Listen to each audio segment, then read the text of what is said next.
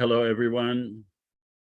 Today's date is March 5th, 2023. We're having an Israeli-Palestinian Confederation simulation with Rabbi Neil Kamish Daniel and Gili Getz. This is the Israeli-Palestinian Confederation. We are simulating how a common government for the people of Israel and Palestine will make peace and how it will be created.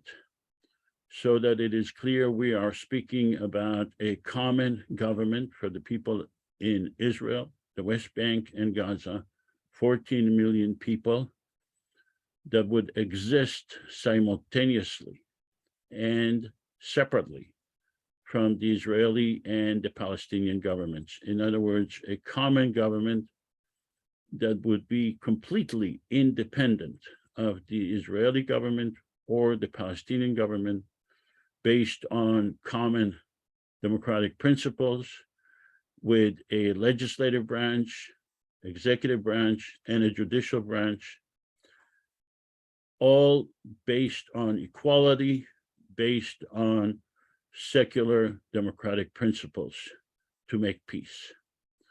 We are not speaking about dismantling the Israeli or the Palestinian governments. We are speaking about an independent and separate government for the people of Israel and Palestine for the sole purpose of making peace. My name is Joseph Avasar.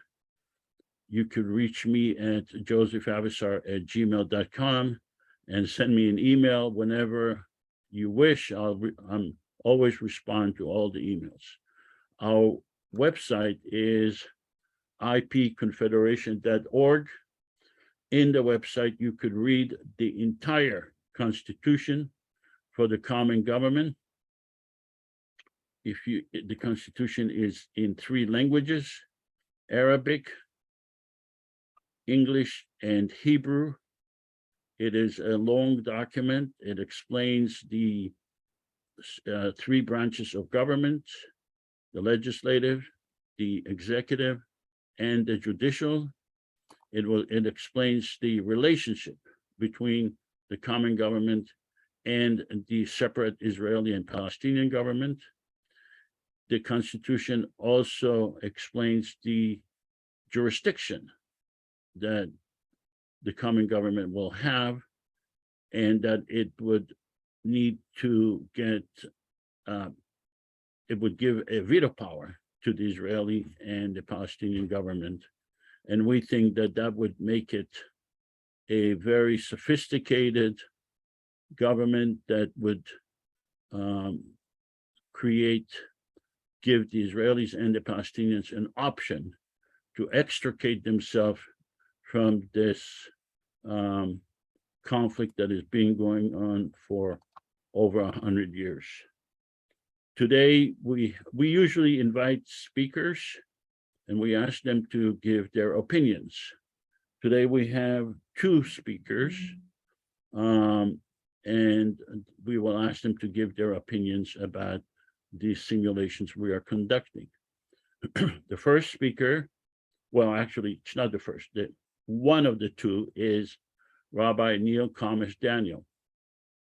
Rabbi Neil Kamish Daniel is a Rabbi Emeritus of Bet Shir Shalom, the Progressive Reform Synagogue in Santa Monica, West Los Angeles area.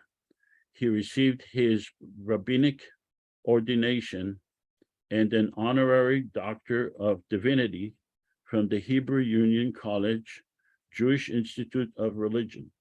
His teaching on the Israeli-Palestinian conflict his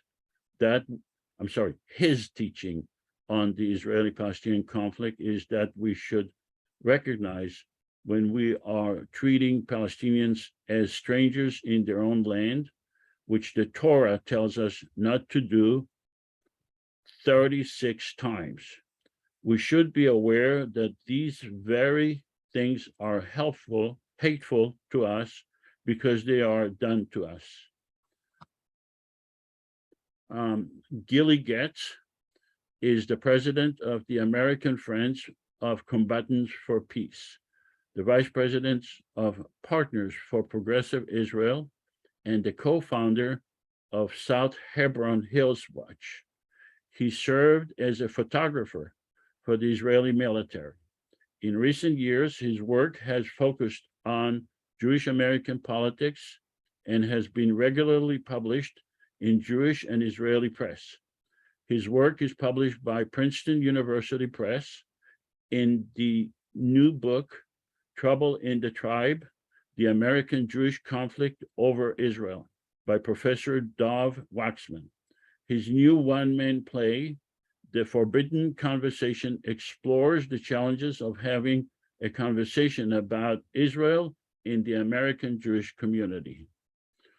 Next time, we will have Professor or Dr. Yigal Ben-Nun. He is a history professor of Moroccan descent who lives in Israel, I believe, since the 70s. And he has done a lot of research about the relationship between Moroccan Jews and Morocco itself and Arab Jews. And he is a strong proponent of peace. I believe he supports a one-state solution. I had a conversation with him, and he thought that our formula is very interesting. I will have another conversation with him before his meeting. Just wanted to tell you that I did have a conversation with Rabbi Neil Comish Daniels, and unfortunately, I didn't have time. He's here, Joseph. I'm sorry? He is here. Yeah, I know. Okay. I had a conversation with him before the meeting today, and unfortunately, I did not have a meeting with Gili Getz, although we did have a phone conversation when he agreed to participate. On April 2nd, we will have Dr. Yila Livnat Ranan and attorney Hanan Al-Sana, one Israeli and one Arab Israeli, I believe. They are both experts on Israeli-Palestinian issues, and they both are from southern Israel. We will have Professor Oren Iftachel on April 16, 2023. He belongs to an organization that proposes one land for all, but basically a more sophisticated two-state solution. And then we will have Sam Bahur and Bernard Avishai on April 30th, 2023.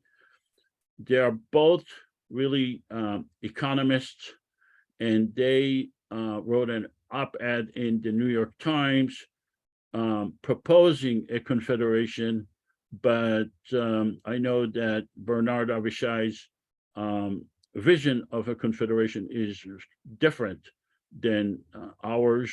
Sam Bahur, I think, is much more closer to our formula for peace than Bernard Avishai. It should be very interesting. We had many speakers before, and we will have more simulations in the future, and we're asking more people to participate and give their opinion. The simulation today will take about 120 minutes. We will have several segments in the simulation, and each segment will last approximately 5 to 7 minutes, which and then we will follow with 5 minutes comments by our speakers. And then we will have during the 120 minutes, we will have a conversation with our speakers and question and answers with the speakers and closing remarks for about 5 minutes. So that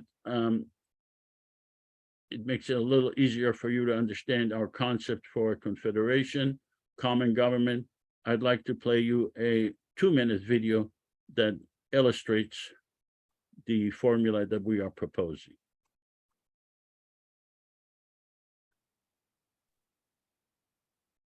The conflict between Israelis and Palestinians has endured for generations, And instead of time healing the wounds, it's only caused the anger to fester and the violence to grow.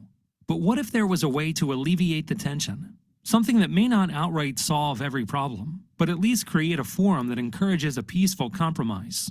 Welcome to the Israeli-Palestinian Confederation, a common third government between the Israeli and Palestinian citizens, specifically designed to foster peace, tolerance, and economic prosperity between the two nations.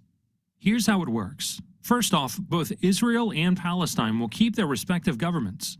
Israel's Knesset and the Palestinian National Authority will remain unchanged. The Israeli-Palestinian Confederation, IPC, will be a third entity acting as a unifying agent between the two. The IPC will comprise 300 parliament members elected from 300 districts in Israel, the West Bank, and Gaza. Above them will preside a president and vice president, one Israeli and one Palestinian. In order for the IPC to pass a law, it will require a 55% majority from its Israeli representatives, as well as a 55% majority from its Palestinian representatives, thereby preventing either side from monopolizing the legislature. Of course, the IPC won't undermine the political power of either the Israeli or the Palestinian government. At any time, Israel or Palestine may veto a law passed by the IPC. If neither side vetoes, the law is passed. And the two nations are another step closer to resolution. Please help us make this a reality. The Israeli-Palestinian Confederation. We might speak different languages, but we all mean the same thing. So we have this video in 3 languages, and you may want to send me an email. It's in Arabic, Hebrew, and English, and I can send you a link to the other, to all 3 languages. Before we start with the simulation, we always conduct, in the last few sessions, we conducted pre-simulation survey. I would like to conduct it at this time as well. Are you in favor of a common government for the people of Israel and Palestine? That's for everyone to vote. And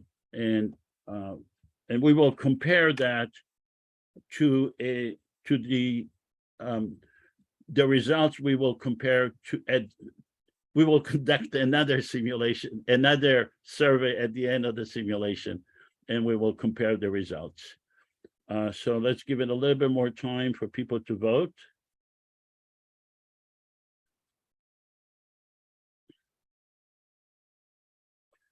Okay, so right now I see 29 out of 30 voting yes. So that's 97% yes. And 1 out of 30 voting no, and that's 3%. Okay, so let's end the share the results, and let's publish the results. And okay, so I assume that you all saw it. Okay, so 97% said yes, 3% said no. Okay, so that you know, most of the people that are participating in today's simulation have participated before. That's why we see such a high result in favor of a common government.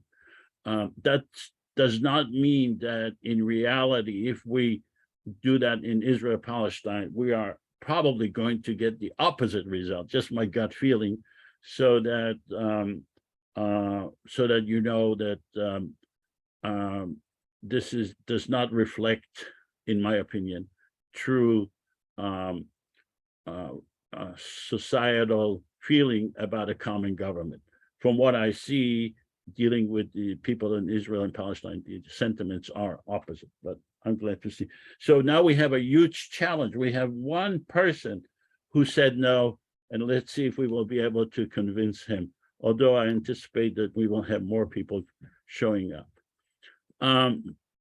The purpose of the simulation is to show how a common government could make peace between Israel and Palestine, but not only between Israel and Palestine, but also with the neighborhood itself, with the other countries around Israel, Palestine. We are not anti-Israel or anti-Palestinians. We are pro-peace. The speakers that we invited are not representative. They're not speakers for the IPC. They are invited to stress this. And we invite people with all points of views to stress this. So they are not the spokespeople for the IPC. We believe that a common government will be pro-peace as well. It will follow its own narrative. We are following our own narrative. We are not pro-Israel, pro-Palestinian, but we will follow the narrative, the global narrative of the whole area of Israel-Palestine. We expect to have a rigorous discussion, but we expect it to be respectful of each other. So that it's clear, we do not preclude other formulas for peace. In fact, we encourage other formulas for peace, and we are not claiming exclusivity, although we think that our formula is the best formula, but we are not precluding other formulas. We will ask our speakers, Neil Thomas Daniel and Gili Getz, to judge our plan based on the following criteria.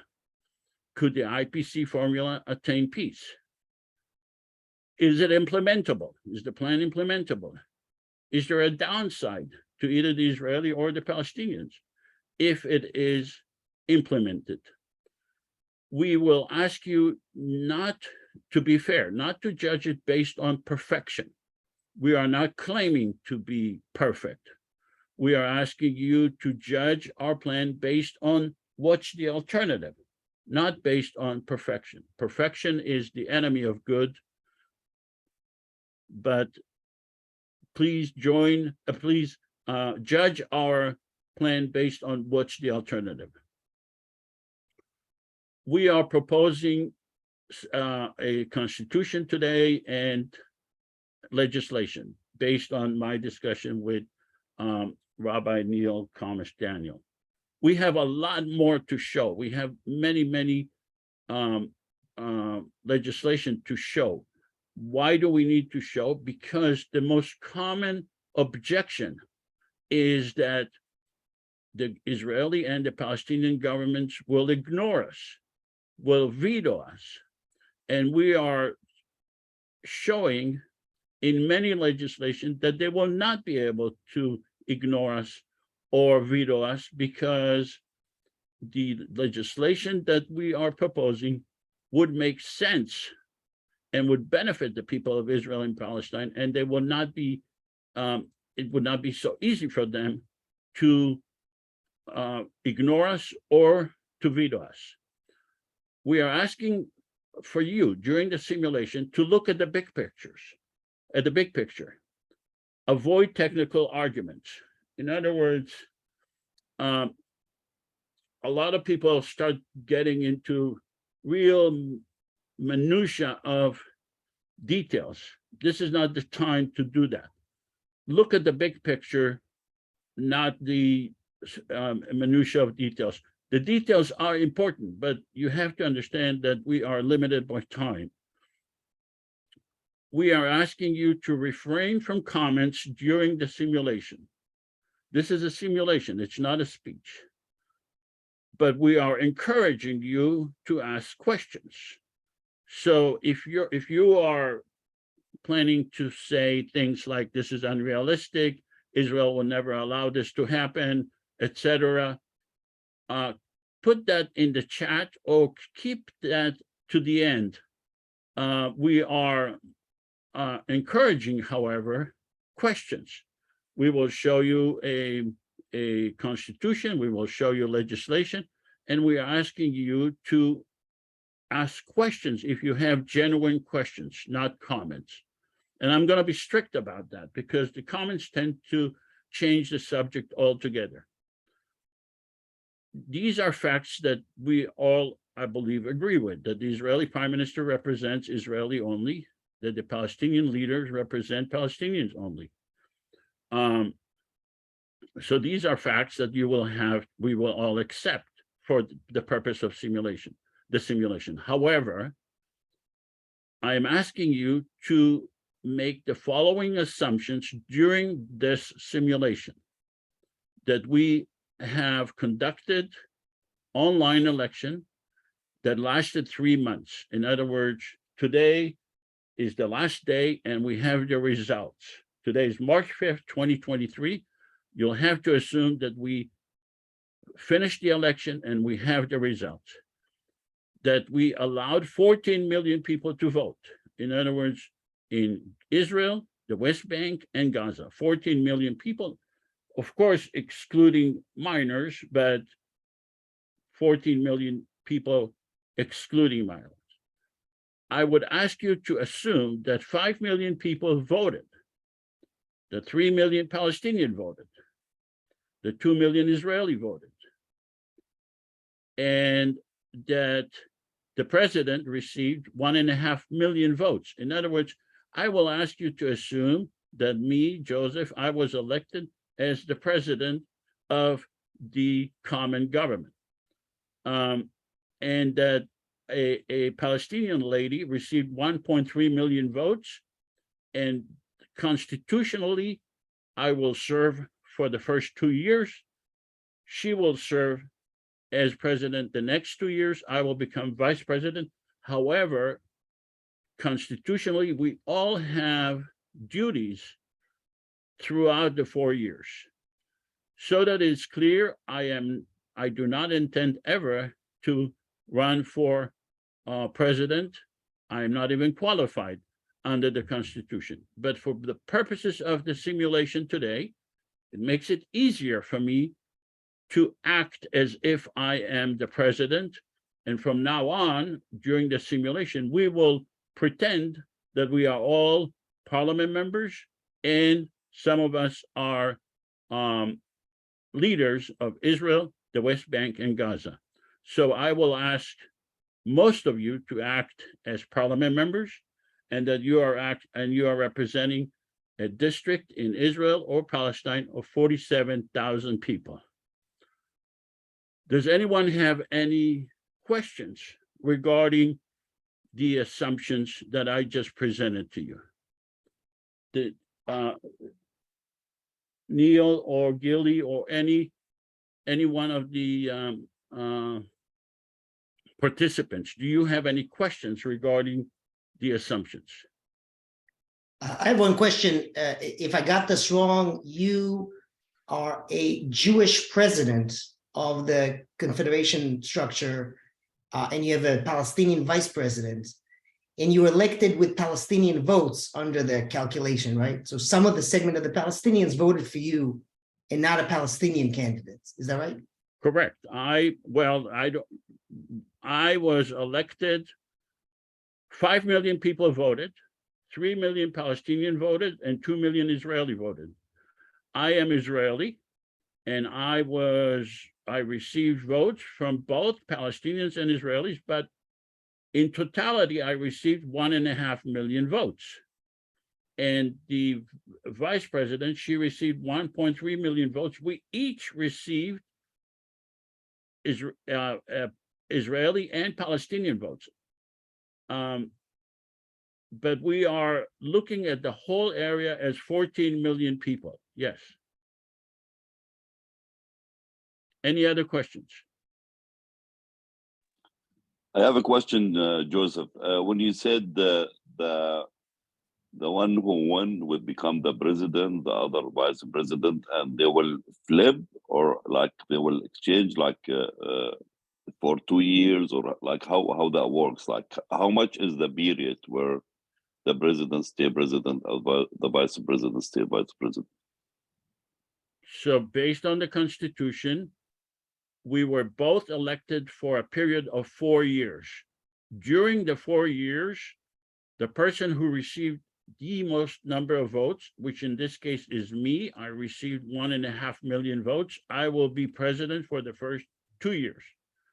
She received 1.3 million votes. She will be president in the next 2 years, and I will become vice president in the next 2 years. And is she a Palestinian that lives in Palestine, or is she a Palestinian that lives in Israel as an Israeli citizen, for the sake of the? She identified herself as Palestinian. I identified myself as Israeli. And in order for us to qualify to run, we have to be citizens of Israel and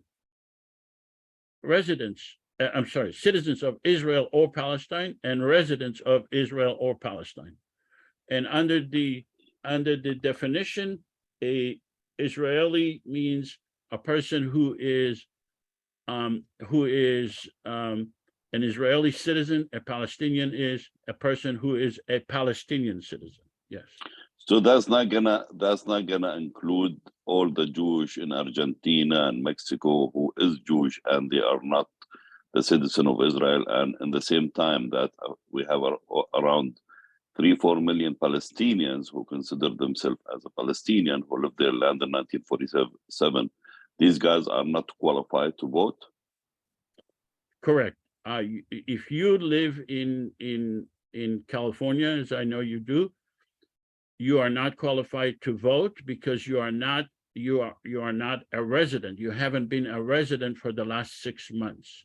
You have to be a resident. But my point, how are you gonna convince the Palestinians who lived their lands in 1947 and they still live in refugees camps in Lebanon and Syria and Jordan? This is a legit something that will help them. Like how that will benefit the Palestinian who lived their land in 1947? Well, the common government, this is a question that you will be presenting to the common government. We are not a Palestinian government. We're not an Israeli government. We are a common government for the people of Israel and Palestine. And so that it is clear, neither the Hamas government nor the PA government nor the Israeli government ever allowed Jewish people or Palestinian people outside the area to vote. But we are not, but in all likelihood, we will be the only government that will be able to deal with the Palestinian refugees.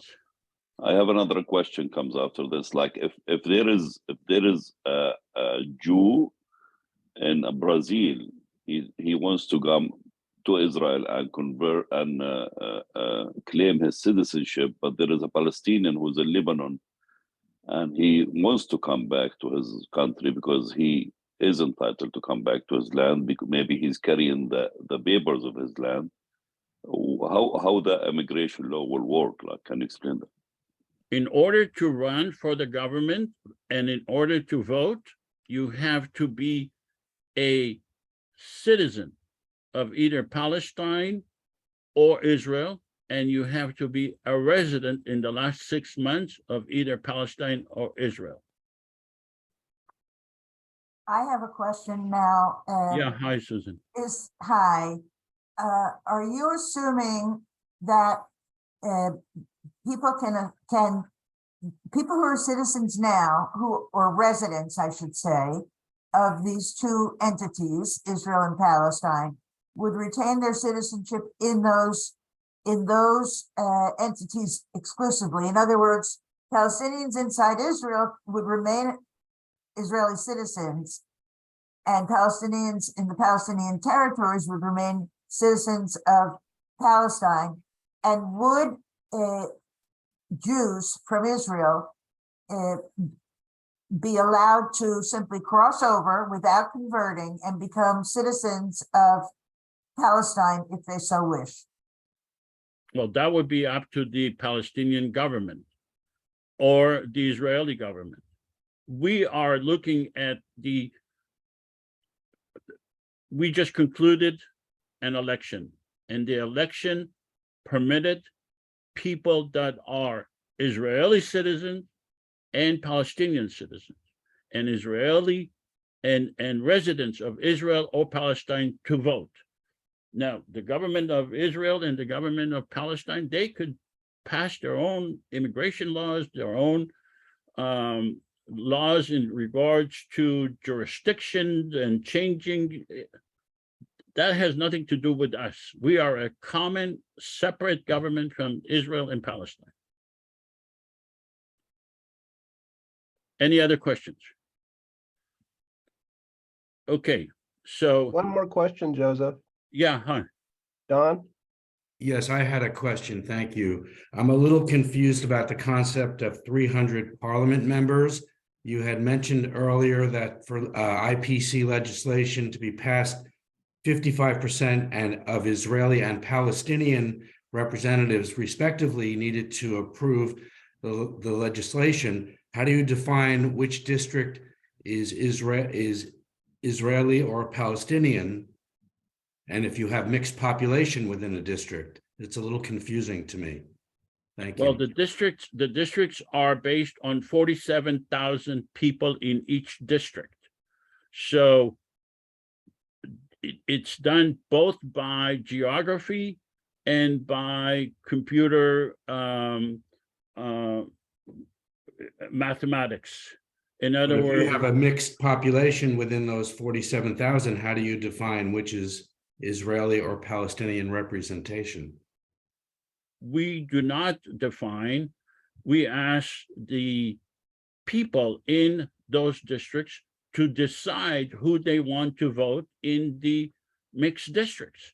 So we are going to have a lot of mixed districts in northern Gaza, in eastern Gaza in Israel, in the West Bank, in Jerusalem, and it will be up to the parliament, up to the district to decide who they want to vote for.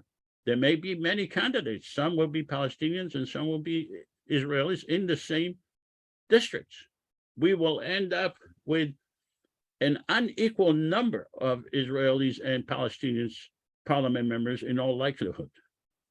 So the person elected would define, by the district would define which entity they're representing. Am I understanding that correctly? If you are running in the district, you identify yourself as Okay. Israeli or Palestinian, and the constituents in that district will vote for you based on how you identify yourself. And when you are elected, your grouping will be based on what you identified yourself as. Yes, Thank you. sure. I have a Joseph, question. Yes. Sorry. go ahead, Sai. Thank you, sir. I have a question. So after the election of the Palestinian government and the Israeli government, you are telling me that we as a government will create our own laws to bring back any Palestinian who have the right to come back to his claim land. Like let's say somebody said, I have the papers to a town called this town, Lifta, for example, next to Jerusalem. I'm from Lifta. I lived in 1947. The Palestinian government can issue a law to bring these back and allow them to become a citizen back to the Palestinian territory. The Palestinian government can pass its own laws. The Israeli government can pass its own laws. Our common government, the Israeli-Palestinian common government, in order for it to pass laws, we would need 55% of the Palestinian parliament members in our common government to vote yes. We will need 55% of the Israeli parliament members to vote yes, and then it will be submitted to the Israeli and the Palestinian governments. So I am not telling you that this government will be able to bring the Palestinian refugees back. No, I'm not telling you what they will do or will not do. I am saying it will be up to them, up to the parliament members to decide together, and it's subject to a veto by the Israeli and the Palestinian governments. And that's what we are doing in the simulation. We are demonstrating how a common government could function and how it could require the Israeli and the Palestinian governments in many cases to accept our legislation. Let's start with Sharon. Go ahead, Sharon. I just want to, I think I'm really looking forward to the simulation. I'd love to start. I also wanted to say something to Saeed, Aziz. I think, that if this, for this purposes of the simulation, a common government has to deal with a lot of other issues besides, rights of immigrants or refugees that have to deal with all kinds of things like, transportation, health, education, etc. So it's not all, I think. That's my comment, not a question. Thank you. All right, I Yeah, allow you but this one. like I say, as a Palestinian, I know how sensitive is the right of return for all these Palestinians who left the country under any reason. How sensitive this to be for me to be part of this common government. I have to have a clear vision or a clear idea that if I'm gonna support this, I will have an authority to come and discuss the return of my people, because if I am handling my territory and my place and the Israelis doing the same thing and they do their things, we do ours, and we can come to Saeed, I have to get. cut you off. I have to cut you off. I'm not allowing comments at this time, only questions.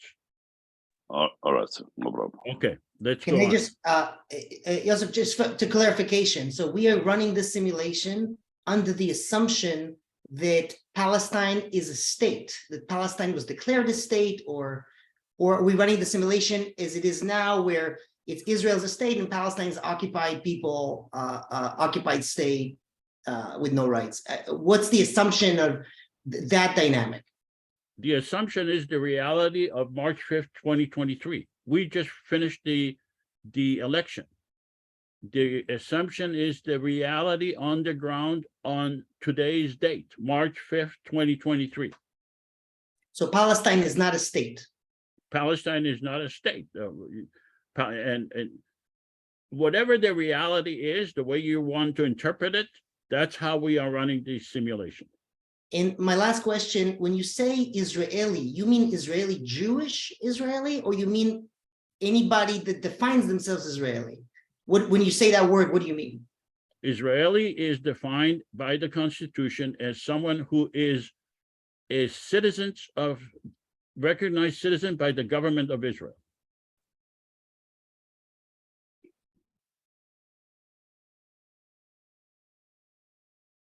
Any other questions? Okay, I believe that this assumptions could be achieved. One day of war between Gaza and Israel cost over $100 million. One day of war, $100 million could make this assumption a reality. So we will ask some of you now to choose your nationality, either Palestinian or Israeli, and to remind you that you represent your district, and that district may be a mixed district, just like someone made a comment. And I'm asking you right now to identify yourself as either Israeli or Palestinian parliament members who were elected today. And but I ask you to be intellectually honest and to remain as either Israeli or Palestinian the way you chose. And I'll ask you what district you represent, what city, what village. So I'm showing you a map, and I'm asking now for Palestinian parliament members, please vote yes, just so that we know how many Palestinian parliament members we have.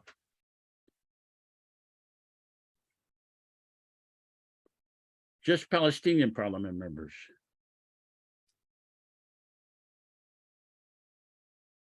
Okay. We have 12 published the vote. We have 12 Palestinian parliament members. And let's have the Israeli vote. Yes, just vote yes. I'm not asking you to vote on anything. This is just to identify yourself.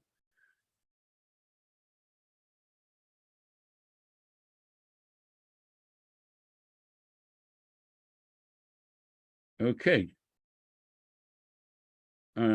So we have 12 Palestinians and 12 Israeli. I think this is the first time that we had an equal number, mostly. All right.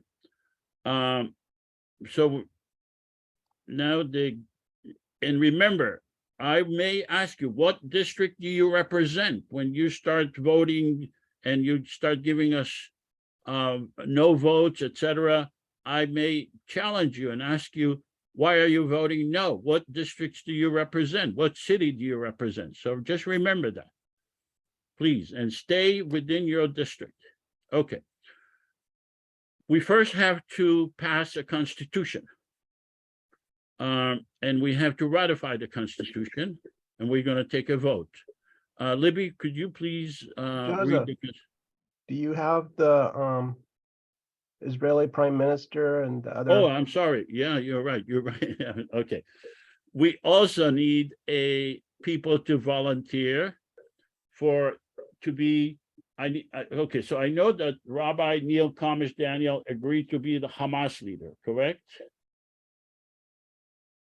Correct. Okay. I need a PA leader. I can do that. Saeed. Okay. So Saeed, you are PA leader. I need a Prime Minister of Israel. Israeli Prime Minister. I can do it, but I have to change my representation. No, Can I yeah. change that So to Israel? okay. So you are, all three of you, Rabbi Neil, Saeed, and Sharon, you are not allowed to vote. You are in a different government now. Okay. You are representing the Israeli and the Palestinian governments. You are not allowed to vote in our parliament because you're not a parliament member. All right, let's move to the Constitution. Libby, would you be so kind? And by the way, Dan, thank you for reminding me. Okay, a Constitution, please, Libby, could you please read it? We believe that Palestinians and Israelis are entitled to equal rights under the law and guaranteed human rights and freedom. The Israeli-Palestinian Confederation does not intend to supersede or supplant the Palestinian or Israeli governments, nor to abrogate or undermine any agreements between those governments. We recognize the need to work with the Israeli and Palestinian governments. Our purpose is to resolve conflicts and to expand the relationship between Palestinians and Israelis in a fair and equitable manner. We believe in equal rights under the law, guaranteed human rights, and freedom for all. We voluntarily give the legislatures and the governments of Israel and Palestine veto power over legislation we pass relating to the domain of control of those governments. We believe in the separation of power between the legislative, executive, and judicial branches. We believe in the creation of a permanent secular government for all the people residing in Israel and Palestine. We believe in having a separate judicial branch relating to IPC legislation with Israeli and Palestinian judges, with a system to avoid biased decisions based on nationality. All right, thank you. So in essence, we are saying we are a separate government. We do not intend to supersede or supplant the Israeli and Palestinian government. In other words, they could agree to whatever they want between themselves. We are constitutionally prohibited from undermining those agreements. They could agree to a two-state. They could agree to one state. They could agree to anything they want constitutionally. We are prohibited from undermining or disagreeing with their agreements. We will respect their agreements. Furthermore, we will pass legislation. If the legislation affects their domain of control, we give them a veto power. We give the Hamas, the Israeli and the Palestinian governments a veto power. We will decide later on to whom, but we are giving them a veto power based on our constitution. Does anyone have a question regarding this constitution before we ratify it? Jay Johnson. Yes, Joseph, on the next to last point about the secular government, as we all know about the influence of the fundamentalist religious, let's say the Haredi members of the Israeli population, what voice would they have and how would they express their voice in the Confederation? These are the so-called religious fundamentalists. The common government is open to everyone to run for parliament, president, and to vote. So they have equal rights as everyone else. Orthodox Jews, Orthodox Muslim, Christians, they can all vote and they can all run. But constitutionally, we do not support, we are opposed to passing legislation. In other words, for ourselves, we are not going to pass legislation based on religion. At the same time, I have a question. Why you have to do two separate things for the Palestinian if this has to do with the people who elect? Why we have to call it Hamas government and the PO government? Why we don't call it all the Palestinians and the Gaza and West Bank as one? We are not, the Constitution does not make any identification. We will do that later, but at this time, the Constitution says in general, the Palestinian and Israeli government, yes. But the simulation does that. So in the simulation structure. Yeah, we will get to that. We will get to that. We are now at the Constitution stage.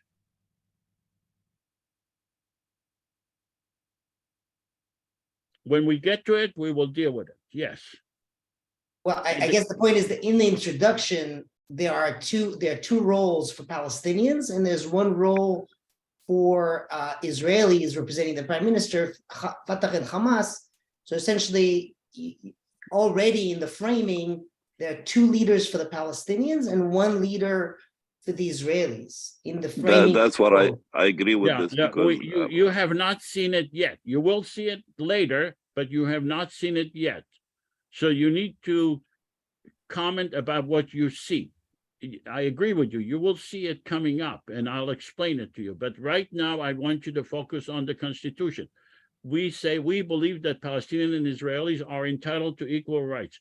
Do you have any questions about the specific language that is being presented to you on the screen at this time?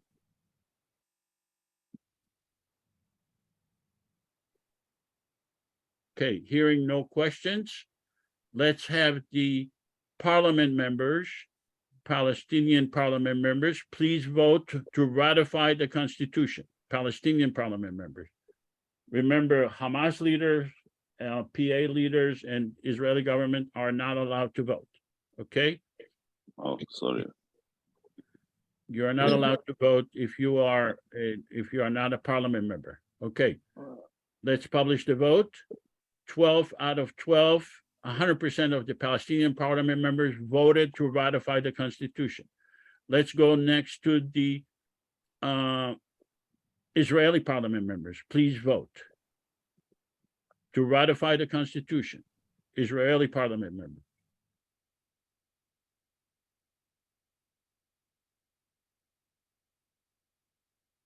Okay. Let's publish the vote. 10 out of 10 voted yes, 100%. So voted. So congratulations. This is the first time in the history of humanity where the people of Israel and Palestine and that area passed a constitution for a common government. So this is a earth-shattering event, and it is we should all be congratulated. Rabbi Neil Thomas, Daniel, and Gili Getz, do you have any comments about this momentous event in the history of humanity?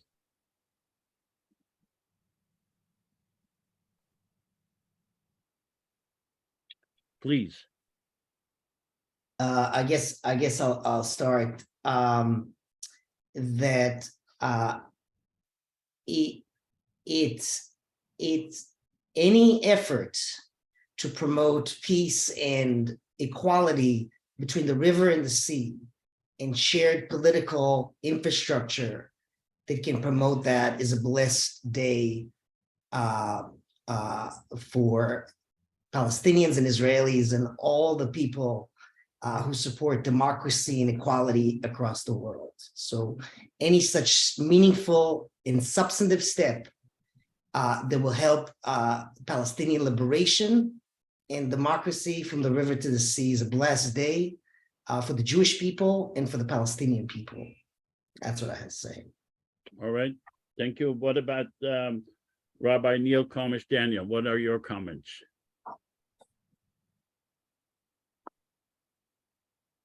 Okay, perhaps he. Well, my comments as a Hamas leader, is that No, you are now commenting as Rabbi Neil Komish Daniel, not as Hamas leader. You okay. haven't. All right, You have not been given a veto power over the Constitution. right. So, so far, things seem,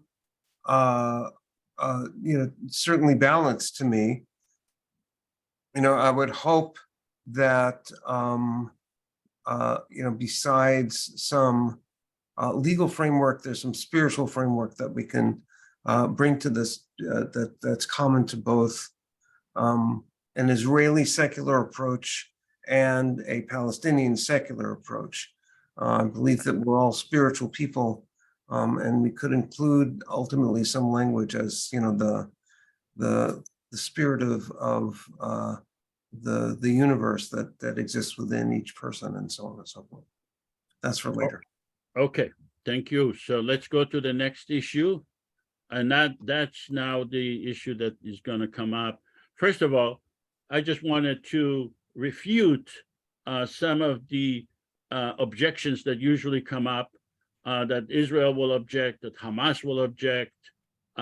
They have no reason to object. If they want peace, they have no reason to object. The Israeli and the Palestinian societies are not monolithic societies. The likelihood that they will vote, in my opinion, is good because they are not a monolithic society. They don't all think the same way. The Israeli government, the Palestinian government, they don't have a legal authority to object. They don't have the moral authority. And if they object, they may lose their legitimacy, and they never attempted to object in the past.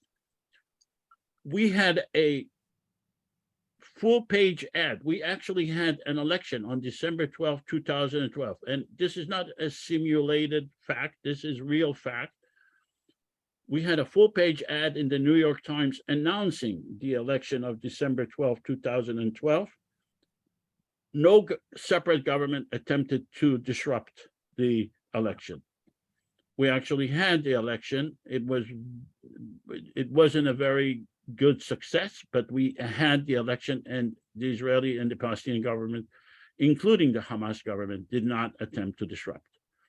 Okay, let's go to the first order of business for our parliament.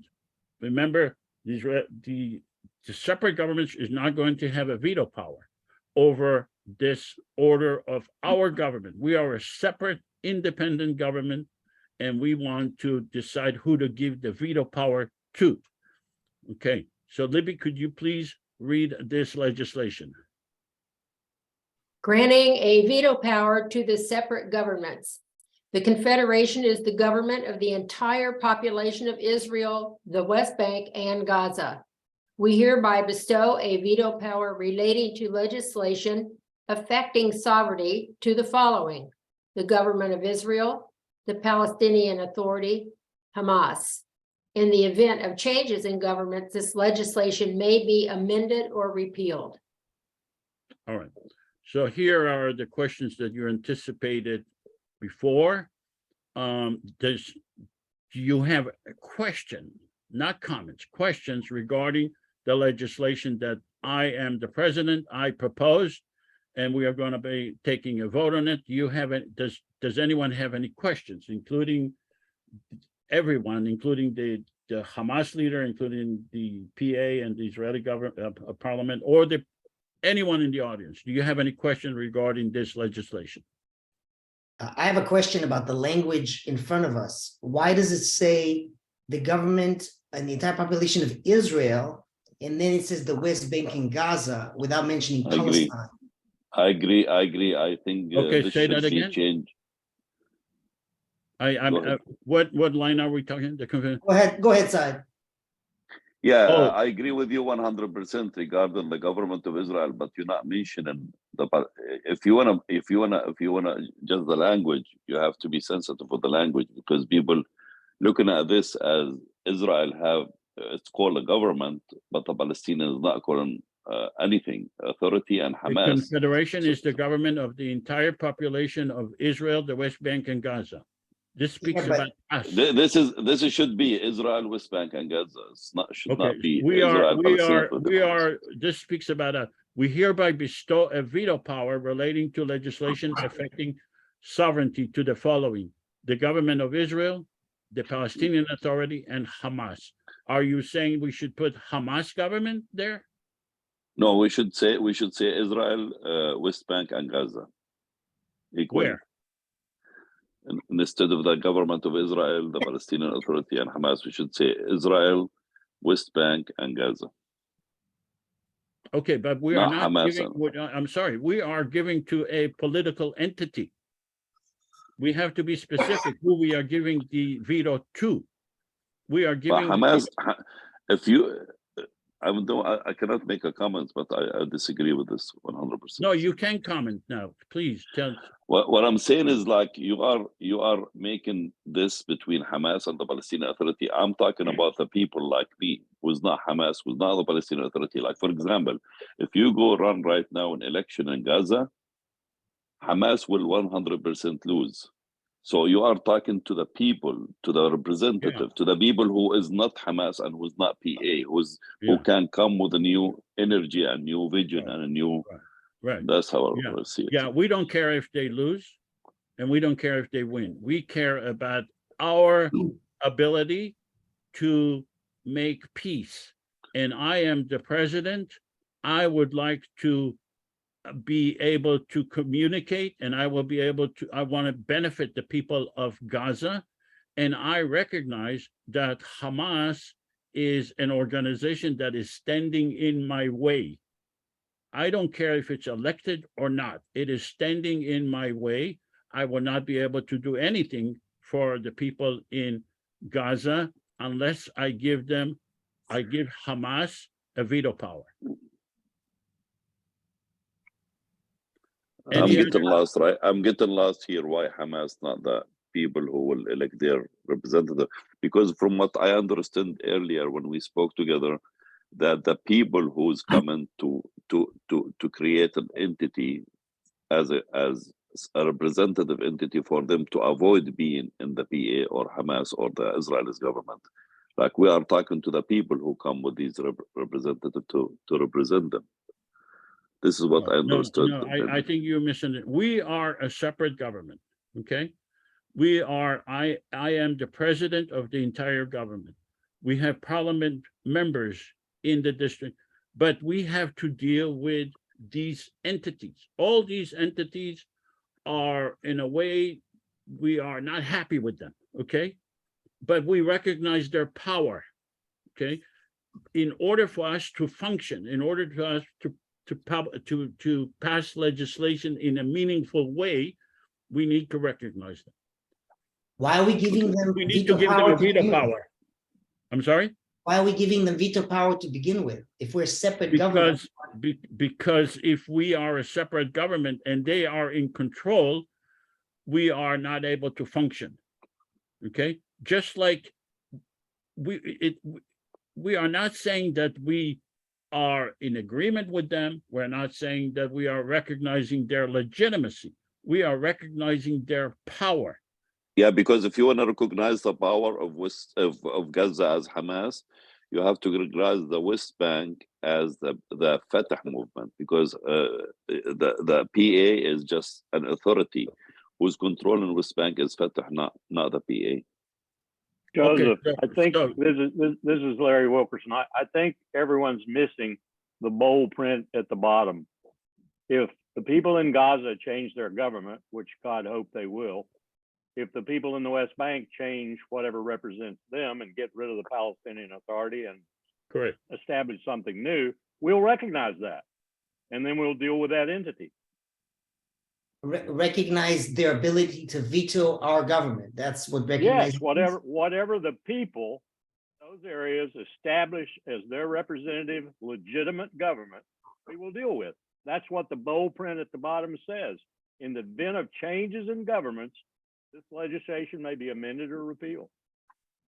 The one question I have is there's a huge imbalance of power between these three entities. One is extremely powerful and decides a lot of things, and the other two are very limited in their power. They're not a state, so they decide very few things.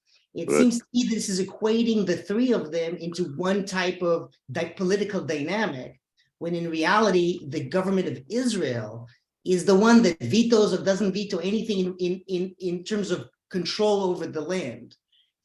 So it equates the three of them as each one of them has the ability to veto the institution with even less power, which is our government in this simulation. It seems a bit skewed about who gets. You are right. You are right. You are right. But we are looking at it in terms of our ability to function. We are not here to decide who is more legitimate than the other, who is more powerful. We are not even interested in creating the appearance that they are the same, or recognizing them as. It doesn't really matter to us. What we want is to be able to function. Okay, so that's why we are giving them a veto power, because they are interfering with our ability to function. Let's have a vote. Can I Joseph.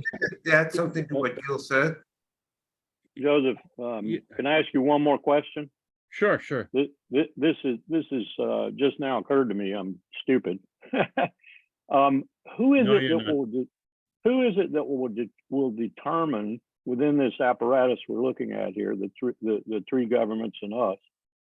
Who is it that will determine whether legislation we're contemplating and maybe even have passed affects sovereignty? We are. We're the ones who will do that. Okay, so we Yes. exercise that by saying you now have a veto power. If we don't say Exactly. that, then they don't have sovereignty. Okay. Exactly. We are deciding whether we are affecting their sovereignty. How do we decide that? By figuring out, can we function if we don't recognize their sovereignty? That's how it is. Yes. Can I say that I think that perhaps the phrase that is missing is that for the purposes of the Confederation, all these entities are equal in terms that they, by the fact that they can veto any ideas or proposals that come up from the Confederation. So you're not dealing with them, as Gil was saying earlier, you're not dealing with their power outside of their dealing with the Confederation, but only within the Confederation, they're all equal.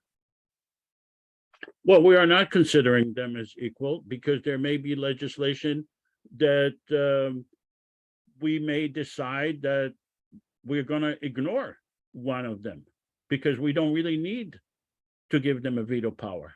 And if we tell them that they are equal, that ties our hands. We want to keep as much flexibility for us as possible. Okay. All right, let's vote. Palestinian parliament members, please vote. do you support the veto power?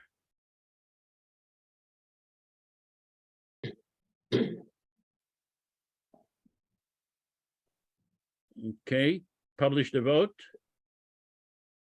13 out of 13, 100% of the Palestinian parliament members voted in favor of the veto power. Let's go to the Israeli parliament members. Remember, we need 55%. We are far exceeding that. I just gave an excuse to someone to vote no. Okay, let's publish the vote. 82% of the Israeli parliament members voted yes. So we all are in agreement to give veto power to our the legislation that affects their sovereignty. Okay. All right. Let's go to the next, to the first legislation that we now give a veto power. Libby, could you please read the legislation? So this is about the Joint Economic Zone. Joint Economic Zone, JEZ, between Israel and Gaza. Exclusive IPC management and control. Common economy. Education, industry, agriculture, sewer treatment, desalination plants, solar farms, wind power, and green energy. International airport and seaport. Equally accessible to Israeli and Palestinians. And we hereby submit this legislation to the Israeli government, the Palestinian government, and Hamas, and we bestow upon them a veto power which may be exercised in the next 60 days. All right, so so we are now proposing a joint economic zone between Israel and Gaza, and we're asking both sides to give a piece of land that would host, or that would be part of the joint economic zone, in order to improve their relationship and improve the economy of Gaza. Gaza has between 60 to 80% unemployment, and the conditions there are devastating. They don't have a international airport. They don't have an international seaport. They are basically cut off from the world. So we are saying, you know, let's have a common economy, a common joint economic zone that would be managed by the IPC, not by Israel, not by the Hamas or by the PA, but by us as a separate and independent common government. Does anyone have any questions? I'm not allowed to vote, right? Because I'm like the president. You Oh, are I'm the Israeli leader. you I will be cannot- given a veto power pretty soon, Okay, once we pass the legislation, Sharon. okay, Does okay. anyone have any questions regarding this legislation? Okay, hearing no questions, let's have the Palestinian parliament members please vote. Do you support the joint economic zone? Palestinian parliament members.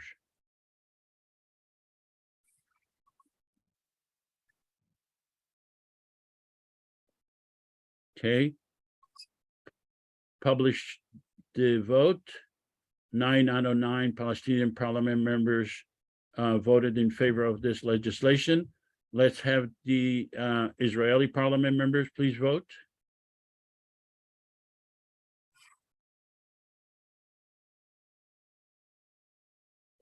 Okay. Publish the vote.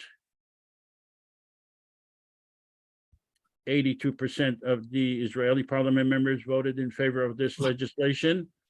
Let's go now to the Hamas leader. Mr. Hamas leader, are you going to veto this legislation? I am. And is there anything we can do in order to make changes so that to change your veto? Well, I see the Israeli government's ability to participate in this economic zone much more powerful than Hamas or the PA, and we will ultimately be sublimated.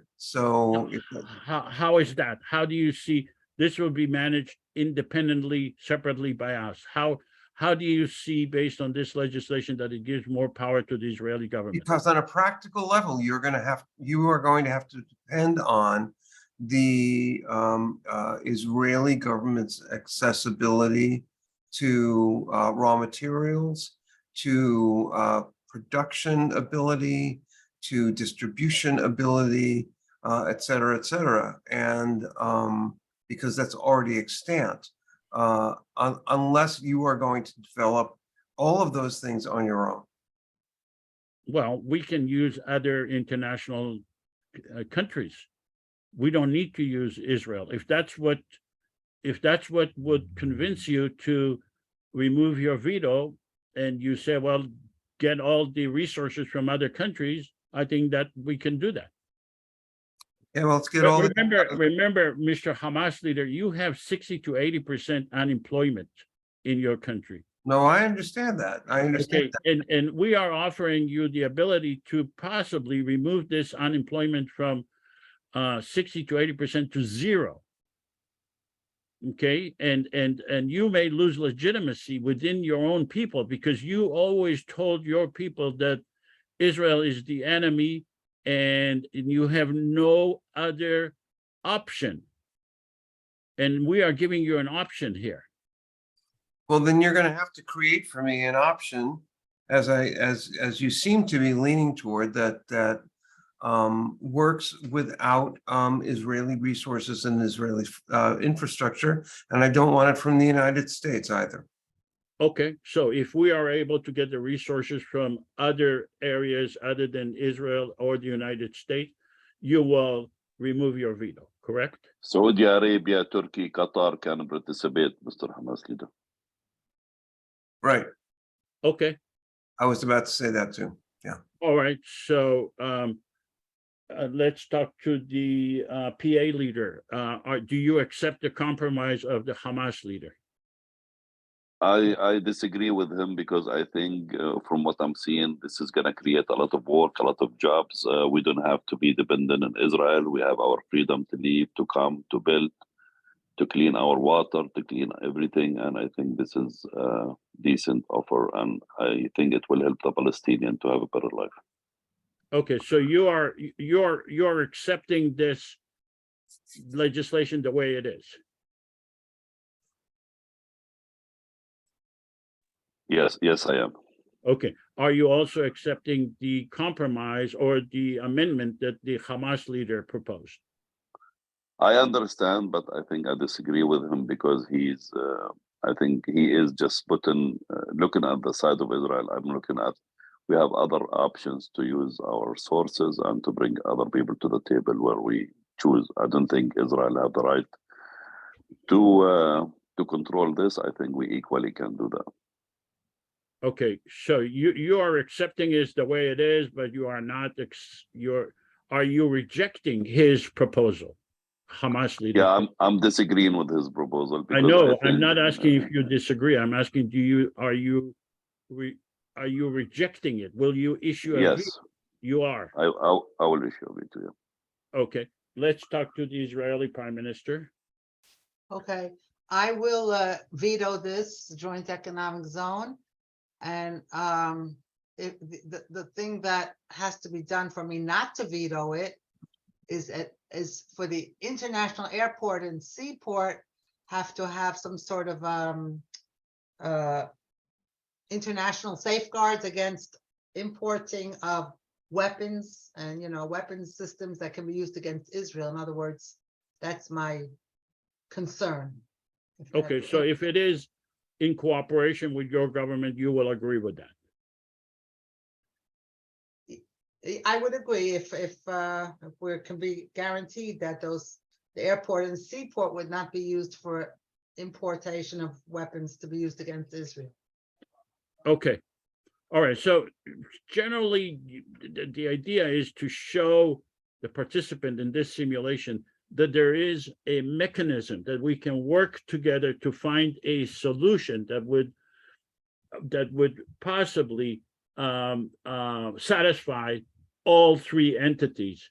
including the Hamas, including the Israeli government, and including the PA. We're not going to solve this at this moment, but the purpose of the simulation is to show that a common government could could make the necessary changes, and we could amend it based on the constellation of the existing government. So I'm going to go to the next legislation, because the purpose is to demonstrate how the common government could work, not to exhaust every legislation. Okay. Just one thing, Joseph, I may have to leave in 4 minutes or 3 minutes because I have a conference call. If somebody else can come in and replace my place. I thank you. This is a good work, and I appreciate all of you, and nice to meet you all. I'm still here until I get my call. I believe. Okay. All right. This next legislation is about Gaza and Israel. It is designed to change this. This is what it looks like. The Gaza-Israel border. This is what it looks like now. We want to change this from looking like that to looking like that. Okay. From looking like that to looking like that. From looking like that to looking like that. Okay. So I am the president. I am asking the leaders and the parliament to give me authorization to negotiate with the Disney Corporation. Libby, could you please read the next legislation? The Israeli-Palestinian Parliament, the Israeli government, Hamas government, and the Palestinian Authority hereby authorize the President of the Israeli-Palestinian Confederation to commence negotiations with the Disney Corporation to, some of the words are covered, I think, to construct a Gaza-Israel Disneyland at the border between Gaza and Israel. We authorize the IPC president to make the following representation on our behalf. Number one, we agree to allocate a substantial area to the Disney Corporation to construct the Gaza-Israel Disneyland. Number two, we agree that Gaza and Israel will each allocate 50% of the land and will each provide equal number of employees. Number three, we agree to halt all military hostility and guarantee that Gaza-Israel Disneyland be protected from any violence. And four, Gaza-Israel Disney will be part of the IPC Joint Economic Zone. Does anyone have any questions regarding this proposed authorization? The question is, it's not showing that the PA have anything to do with it, and the location to be between Gaza and Israel how it's gonna bring benefit to the Palestinians, to the West Bank kids benefits. Well, it's going to bring benefit to everyone in Israel. I mean, the area is very small. It's going to bring a lot of tourism. You are in the West Bank. People are not just going to fly to go to Disneyland. They're going to fly to go to the holy sites in the Christian, the Muslim, and the Jewish holy sites in the West Bank and in Ramallah and in Bethlehem. It's going to be part of a huge economic power tourism destination in the whole area. So as I know that Mr. But why it's between Hamas and the Israel is not mentioned in the PA in any way? Because we want to change the area from looking like this. There is a lot of area that is being wasted in that area, huge amount of area that is being wasted, that is militarized, and we want to change that to Disney. There is more areas look like this in West Bank, mainly in Jericho area and in the borders, and it's look like this. Yes, but we also want to stop the hostility between the Israelis and Gaza. That's really very important, because if we have a Disneyland in that area, it would be, and we get Hamas's agreement to stop the hostility, and we get Israel's agreement to stop the hostility, they are very likely to do that, because there are going to be Israelis and Palestinians in the Disneyland area. They're going to be tourism from all over the world. So the main hostility, the violence right now is between Gaza and Israel, and we want to stop it. But if I just may say that the reason for the hostility is just not Israel and Gaza. Hamas is part of a larger discussion about the occupation, Sheikh Jarrah, home demolitions. The reason Hamas gets violent is not just because it has hostility with Israel, it's also because it is part of a larger conversation about a political conversation about a deepening occupation, which is the core reason for some of the violence. So the Disneyland is not going to necessarily solve the other issues for the hostilities, namely, the apartheid regime in the occupied West Bank and such. So it seems to try to solve a broader question with a very limited solution that can blow up at any time just because of the volatility of the ongoing violent conflict. I agree Now, with this, remember- and add to that, instead of us worry about the Disneyland, we worry about more refugees, Palestinians who lost their land and can fix this issue. It's more important to the Palestinian that making a Disneyland between us and Israel. Okay, Well, the I would say one thing- criteria for judging the plan is not perfection, okay? It's the alternative. And so if you say, well, it's not going to do this, it's not going to do that, I agree with you. But the criteria, we are not here to have a perfect plan.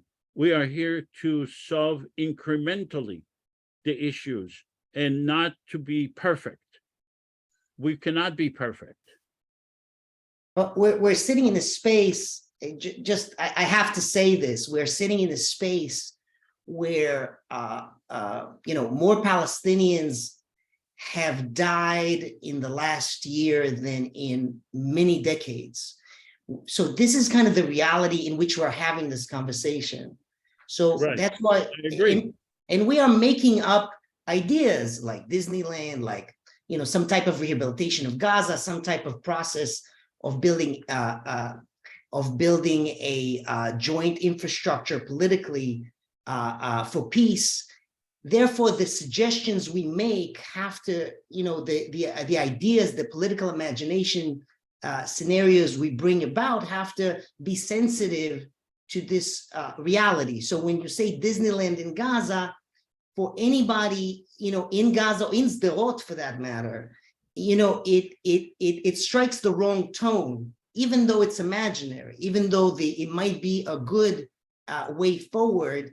It seems insensitive to the lived reality of the people in Sderot and Gaza, right? That's, Yeah, I well, guess that's look, what. I already said you have to give an alternative. You can't just say this is not perfect.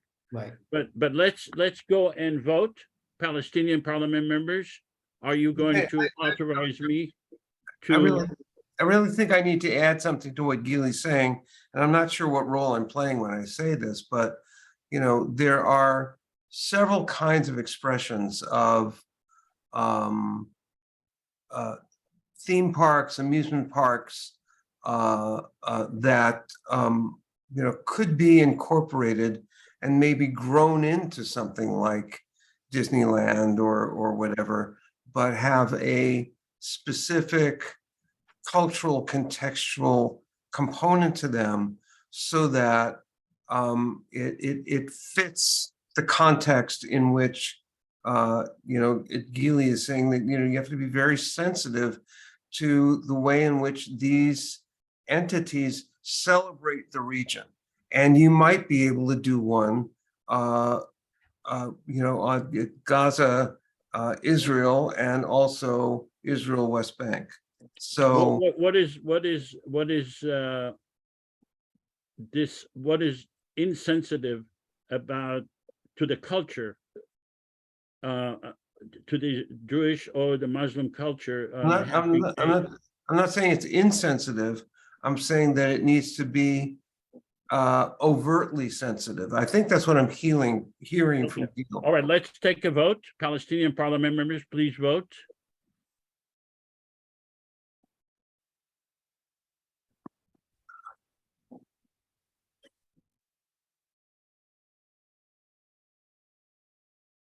Okay, and the polling, 64% of the Palestinian parliament members agree to give me the authorization to negotiate. Let's have the Israeli parliament members please vote.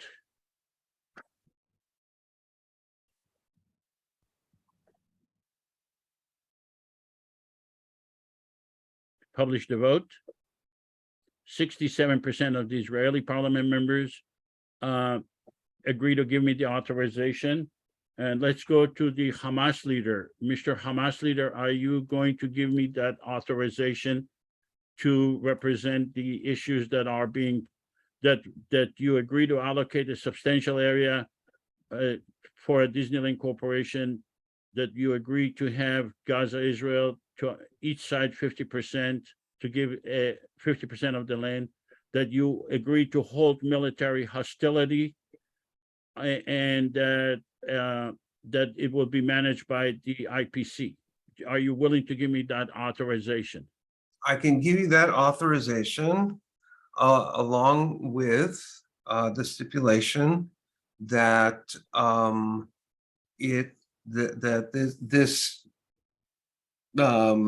amusement park be built from the cultural realities of the earth, and that there also be a parallel entity on the other side of the area that is between Israel and Gaza. Okay, so you want me to talk to the Disneyland Corporation and say, hey, we want you to create a Gaza, Israel Disneyland that would be culturally sensitive to the culture of the Palestinian and the Israeli people. Exactly. Okay, good. What about the PA leader? Mr. PA leader, are you going to give me that authorization? I will not give you authorization for this. I believe there is more serious things that to take care of between the two nations, the two society, than having a Disneyland in the middle. I think it's not the right time. I think it's gonna take a lot of our time to train and to rebuild the relation between the Palestinian and the Israeli kids, and that's gonna take a very serious work psychologically, emotionally. Like the brother said earlier, like there is a lot of emotions, a lot of hates. So I don't think this will be a safe thing to do. Okay, Mr. PA leader, are you aware you want to be the president of all the Palestinian people? And if you do not give me that authorization, you're going to have 2 million people that are in Gaza, that are Palestinians, that you want their support for you. And I am going to talk to them and tell them that you are not willing to give them an opportunity to have probably a lifetime of employment, that you want to keep them unemployed for a lifetime. Is that what you want? Yeah, if the people decide to kick me out of my position, I agree. But I think if I want to invest money, invest places in the area, list common schools I'm together. sorry, we're not asking you to invest a dime. No, I'm saying if I'm gonna allow Disneyland to come, I could allow Harvard to come or Columbia University to come and invest institution for. Yeah, we already passed legislation to a joint economic zone. Yeah, but I don't think this area I can support personally, and if I am the leader, I'm not gonna agree with this project for now. So you're not gonna give me that authorization? No, not this one. Okay. You know that we are capable of passing this legislation because we already have Hamas agree to it. Do you really want us to pass this legislation just and ignoring and not giving you? We are giving you authorization we are giving you we are requesting your authorization, but we really don't need your authorization. We can, we You can. can proceed. You can proceed without my authorization, but I'm not going to agree to something. I believe that it's not the right time for it right now. It's going to take at least 10 years between these people, us and the Israelis, to understand each other, to build the bridges. So this zone not going to be taken advantage of anybody to become like non-security for our kids and your kids. Okay, let's go to the Israeli Prime Minister, Mrs. Prime Minister, Yeah, okay. the first woman Prime Minister after Golda Meir. Right. I do agree. I do give my authorization. I think it could be a very good idea. Really could be. Okay, so let's go back to the PA leader. Mr. PA leader, do you really want, could you reconsider your position here? Because we have a tremendous opportunity here to make peace and to grow the area and to give a lot of tourism and to benefit the West Bank and Gaza. And we have an agreement, unbelievable agreement between Hamas and Israel. Could you please? I can give you the difference between creating a zone for work and for airports and for everything. Yes, I could see that. But for me to approve that area to be an area where is Palestinian kids comes and Israeli kids in this time, I'm not saying forever. I see at least for another 5 years to build security, to build the trust between the two nations and the two people. I think I will agree, but for now I can't. Okay, let's go to Don. Don had a question. Okay, so I'm speaking as an Israeli representative who voted no.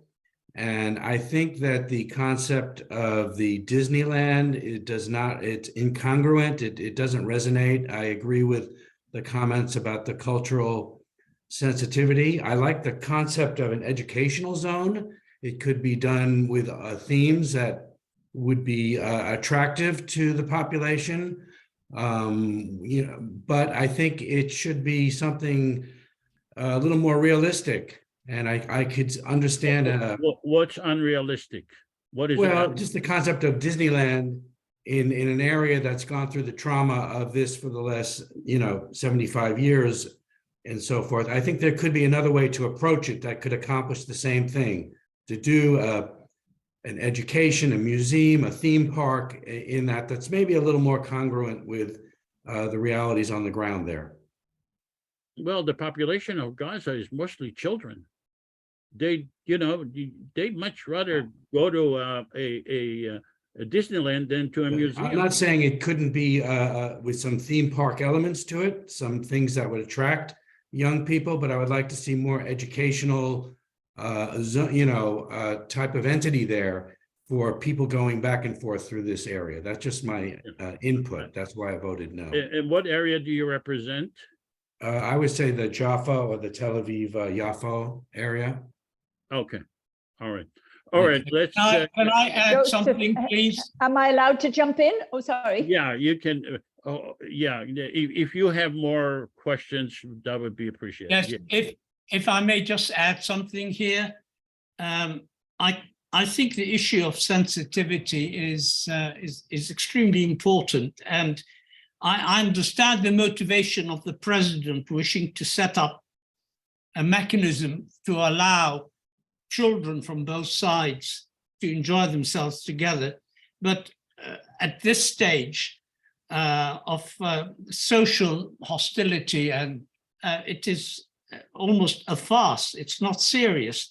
I think we should be proposing joint activities, joint investment of the sort that the last speaker made, a joint educational zone, a university, of that sort of thing, a joint training area, and maybe in due course a joint market area.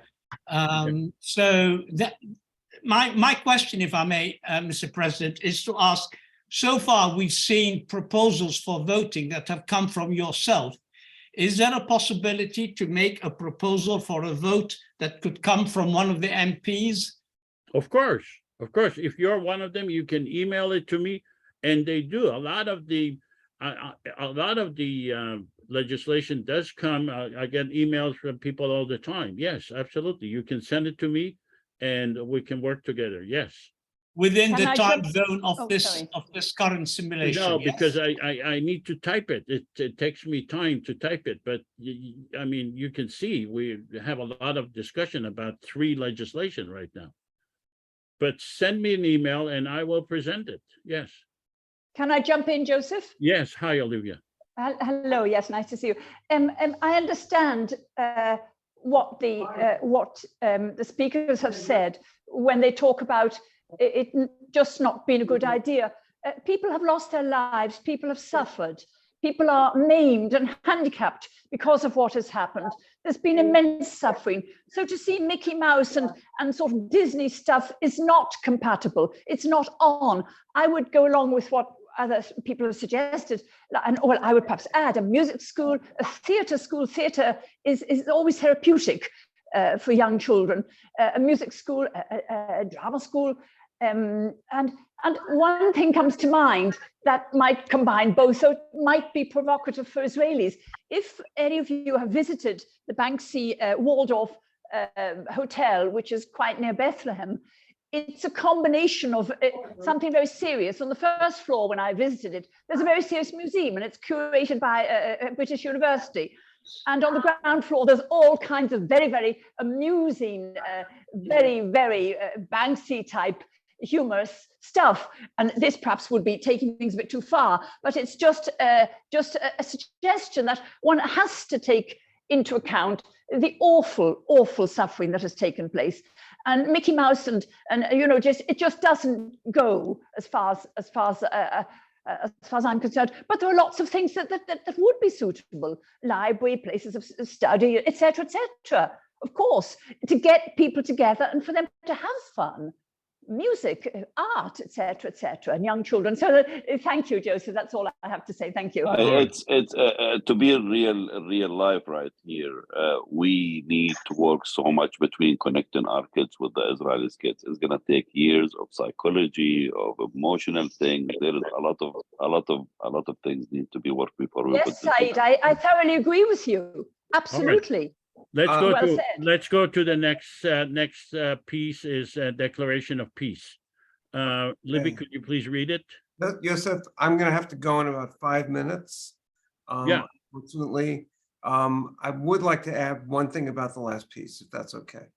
A good model for this is the village of Neve Shalom Wahat al Salam, which does have educational components, social components, art components, so on and so forth. Neil, we are not speaking about, you're taking the discussion into somewhere else.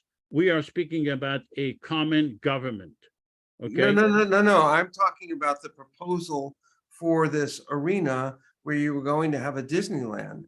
I think that if you got in the involvement of groups that are already doing joint Palestinian orchestras and so on and so forth, and camp opportunities, retreat opportunities for Israeli kids and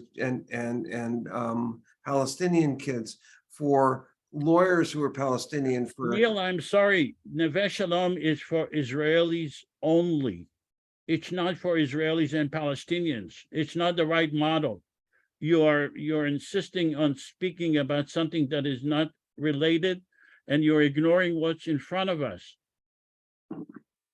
I don't think so. I don't think that's right. Neve Shalom has Palestinians, Arabs, and Jews living together. They're all Israelis. They're all under Israeli law. They all have equality under Israeli law. We are speaking about Israelis and Palestinians under different government. And I think that's the next stage. And I'm not saying is Neve Shalom Wahat al Salam in particular, but there are other groups that could participate in enabling some of these. Look, I think you're bringing Neve Shalom in the back door. I can give you a nice example. When the peace talks happened between Arafat and Israel, they brought some villages and camps between, the seeds of peace between Israelis and Palestinians to build and to start getting the Palestinians to understand Israel. Because, like, for example, I'm from a town next to me a settlement, I never walk into that settlement. They will never allow me. I don't know who. It's like alien for me. It's like I'm looking to alien ships there.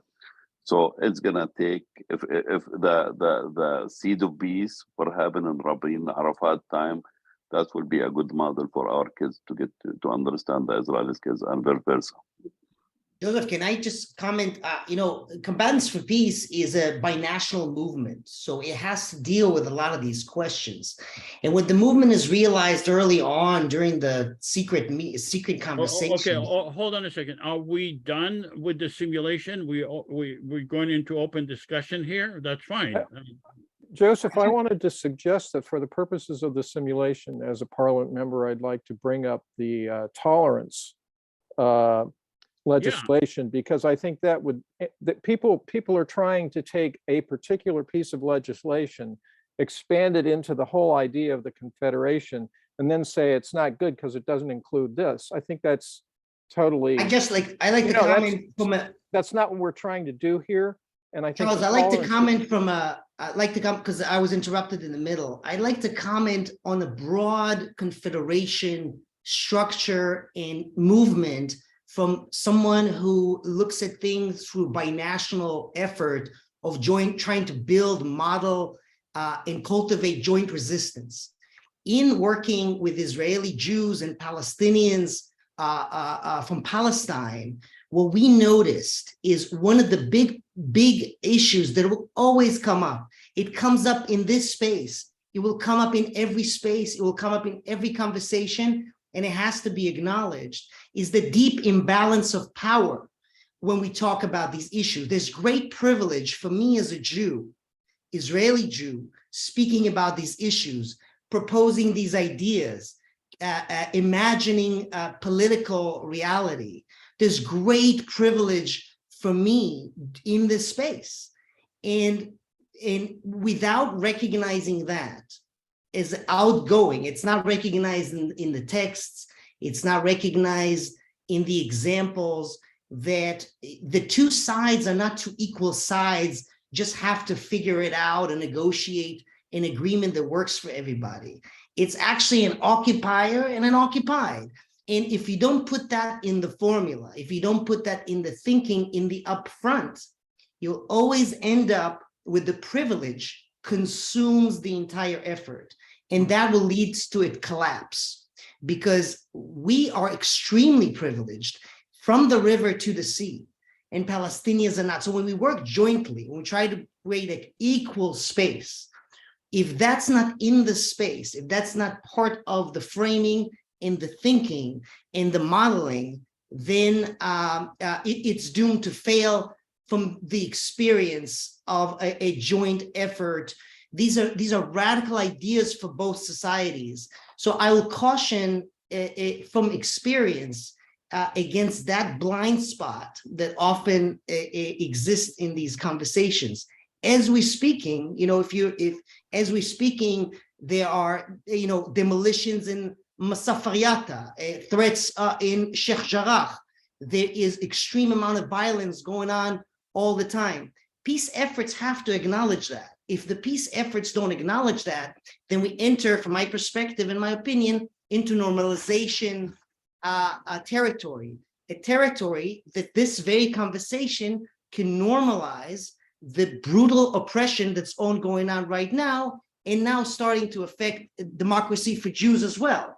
Jews themselves don't feel safe in Israel anymore, many Jews, because the democracy is collapsing by the same forces largely that have created Jewish supremacy in the land.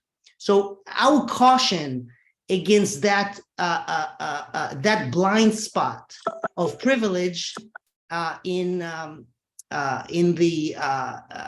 conversation, and as we think about the structure. I'm saying that as a big fan of the Confederation model, as a huge supporter of peace efforts just like this.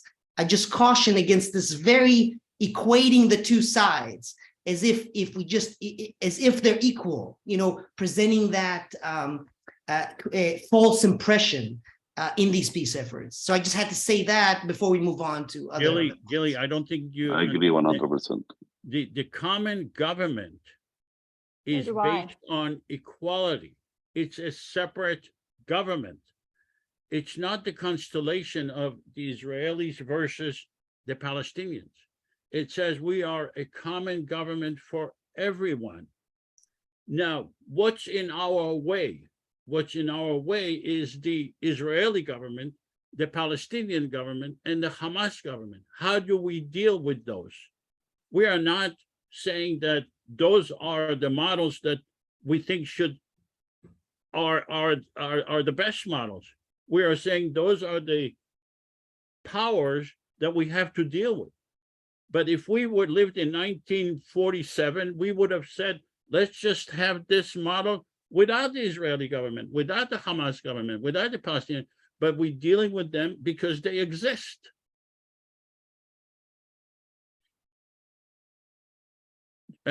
Jay, did Jay want to say something? I'll tell you something as the Israeli leader, and I do live in Israel, and I'm very involved with everything. I still think, despite everything, I think the Disney World idea is not a bad one. It can bring in, it's not only that it makes it fun for kids on both sides, and all children all over the world would love Disneyland, no matter what they are, Islam, Muslims or Jews, and their families, because families like to see their children having fun. I also think, the whole idea of having an educational, university, music programs, drama programs, that's all good also. But I think it's good to have something on the ground that's generating revenue, bringing in tourism, which generates more revenue. And from there, you can continue in that economic zone. You can set up a university. Of course, you can have drama programs and music programs. Why not? Of course, that's wonderful. But I think the idea is to have something big and something positive and nice. Can I step away for a minute? Thank you. Okay. I was going to get back to Mr. Fauzi Mantura's idea of proposing different items of legislation, but that was in context of this Disneyland idea. He could make an amendment, anyone can make an amendment, and replace the word Disneyland with joint economic, educational, and entertainment zone that would give combined administration to both sides, and all the other benefits that we've talked about. It would open the door for all the ideas that we're talking about, rather than just one Disneyland, which I know it just epitomizes what you're trying to accomplish. But rather than have objection to Disneyland in particular, and Mr. DeSantis from Florida getting involved, I think we should just make a joint economic, educational, entertainment zone and the border areas, and that would solve the whole problem. And Mr. Mantura can simply make amendments to the existing ideas. Thank you. All right. Okay, so can we go back to the, let me go back to the share my screen and to have a vote declaration of peace. Libby, could you please read it? Okay, this is the Declaration of Peace. Our goal is to be a shining example for peace and tolerance. We believe in the respect for all people, regardless of religion or gender. We are committed to protect all people of all religions and to value the sanctity of life. All people are equal. All religions are equal. The practice of religion is voluntary and shall not be imposed. The land belongs to no religion, and no war shall be imposed on the account of religion. We encourage all governments of the world to adopt this resolution, and we hereby submit this declaration to the Israeli government, the Palestinian government, and Hamas, and ask that they will adopt the same. All right. Does anyone have any questions regarding this declaration of peace? No, we'll just assume atheists are covered underneath this. Otherwise, it would be of all religions or lack thereof, and to the value of sanctity. But for conversation, we'll just assume atheists are and agnostics are also included. What line are you referring to? It's the third line. It says we are committed to protect all people of all religions and to the value of sanctity. Well, you could say of all religions or lack thereof. Well, Yeah. the practice of religion is voluntary and shall not be imposed. Yeah. I think atheism falls under that. Okay, that's what I said. I said we have to assume that it's included. Okay. Okay, let's have the Palestinian parliament members please vote on this. Palestinian parliament members.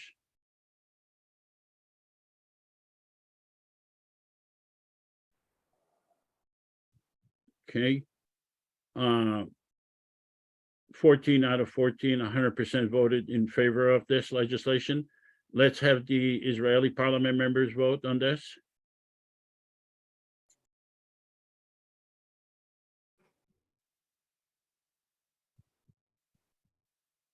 Okay, published the vote, 9 out of 9, 100% voted in favor of this.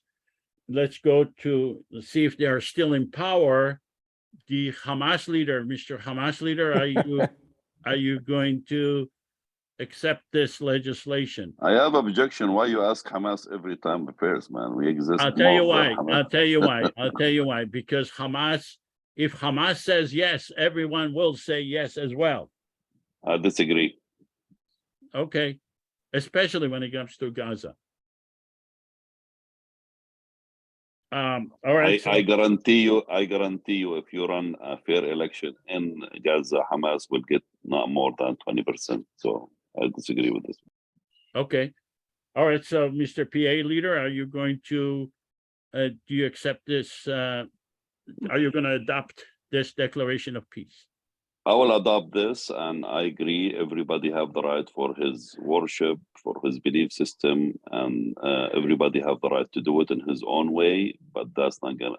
I'm against any of the religions to affect our daily life and have anything to do with this issue here. So I do Okay. agree with it 100%.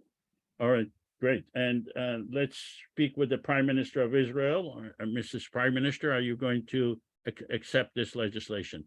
Yes, I accept it for sure. Okay, all right, terrific. Okay, so I think Hamas leader lost his power. Let's do the post-simulation survey.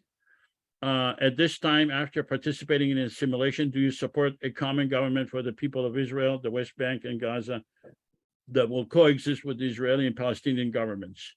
All of you vote now. It's going to be difficult to beat the results that we already had.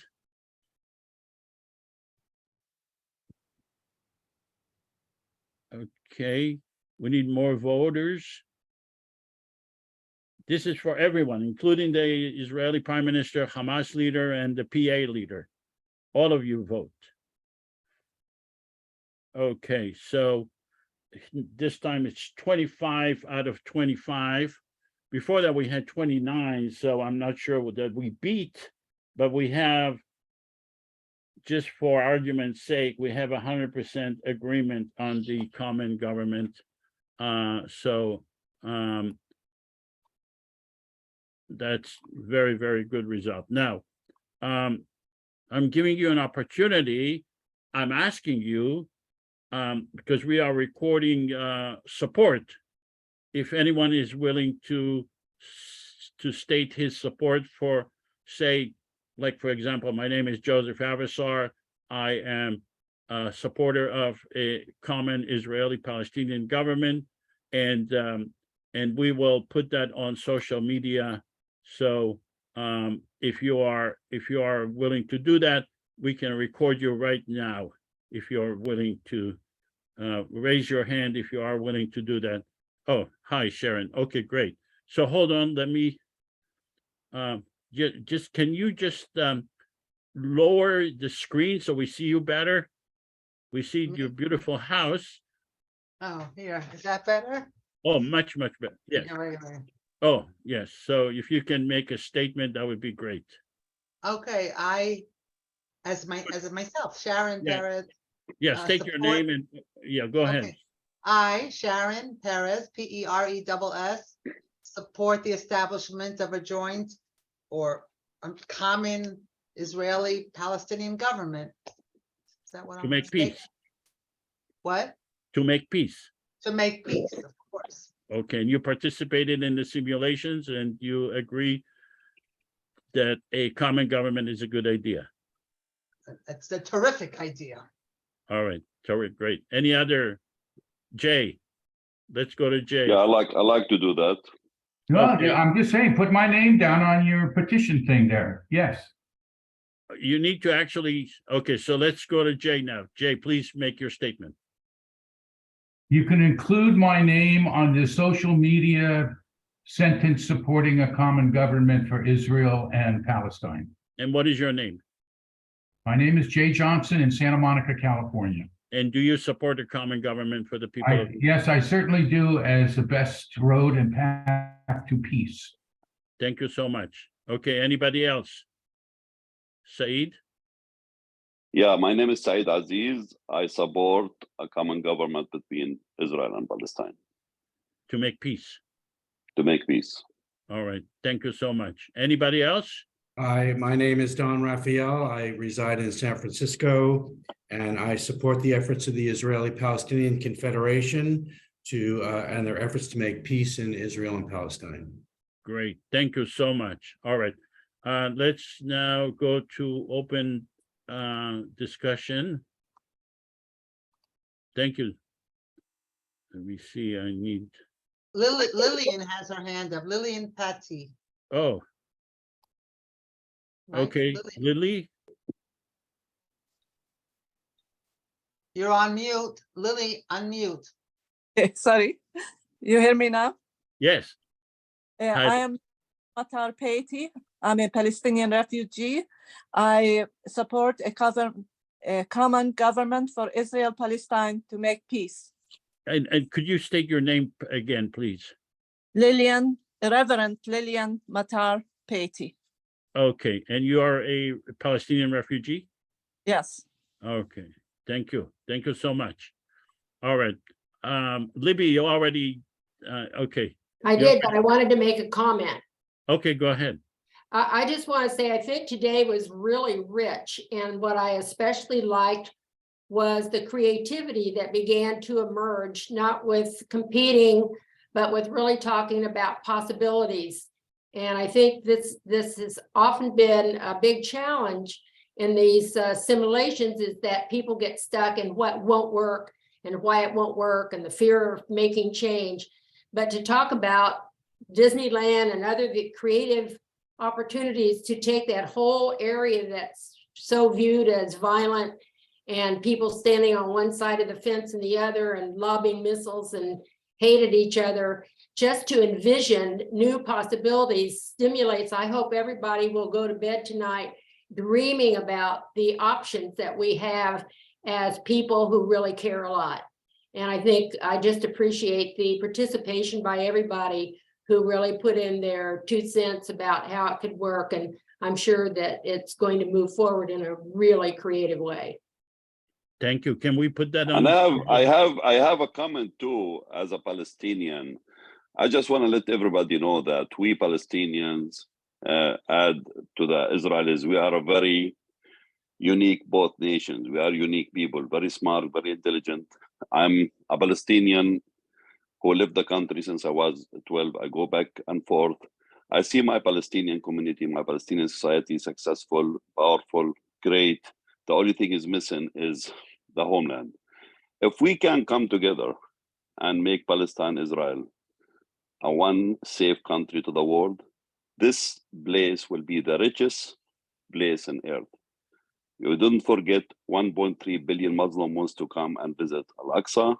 You have all the Christians wants to come for Bethlehem. If we can secure peace to all and make sure that we have equal rights and everybody have entitled to live freely in his place, this will be a huge thing and it will change the world to the best. Inshallah, inshallah. Saeed, can I put that on the social media, part of your endorsement?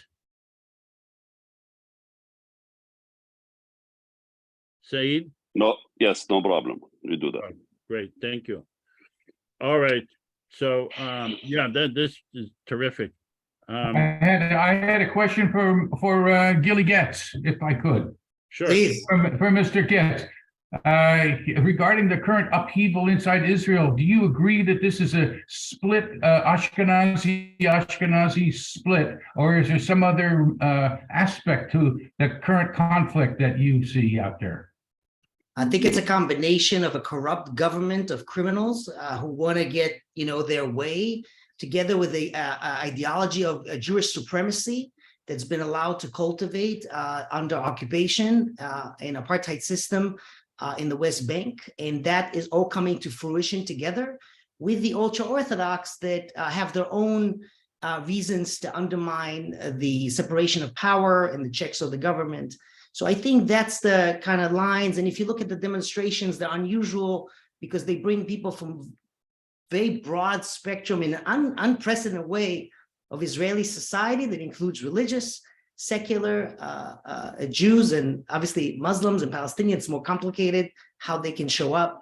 But this is an unusual time in the psyche of definitely Israeli Jews who for the first time feel that Plan B applies to Israel too, that they are not necessarily safe from Jewish fascism the way they're not safe from white supremacy and other forms of authoritarianism. So this is a very difficult time for me, my family, my friends who are in Israel, really grasping with an unusual turn of history that was predictable in my view because of the trends, but it's a very difficult moment, not to speak of Palestinians who will get the brunt of authoritarian government. And that's why peace efforts like this, peace conversations like this, political imagination like this are so necessary and welcome and blessed. I'm so happy to be here, and I support the initiative and the efforts, and deeply appreciate all of you being here.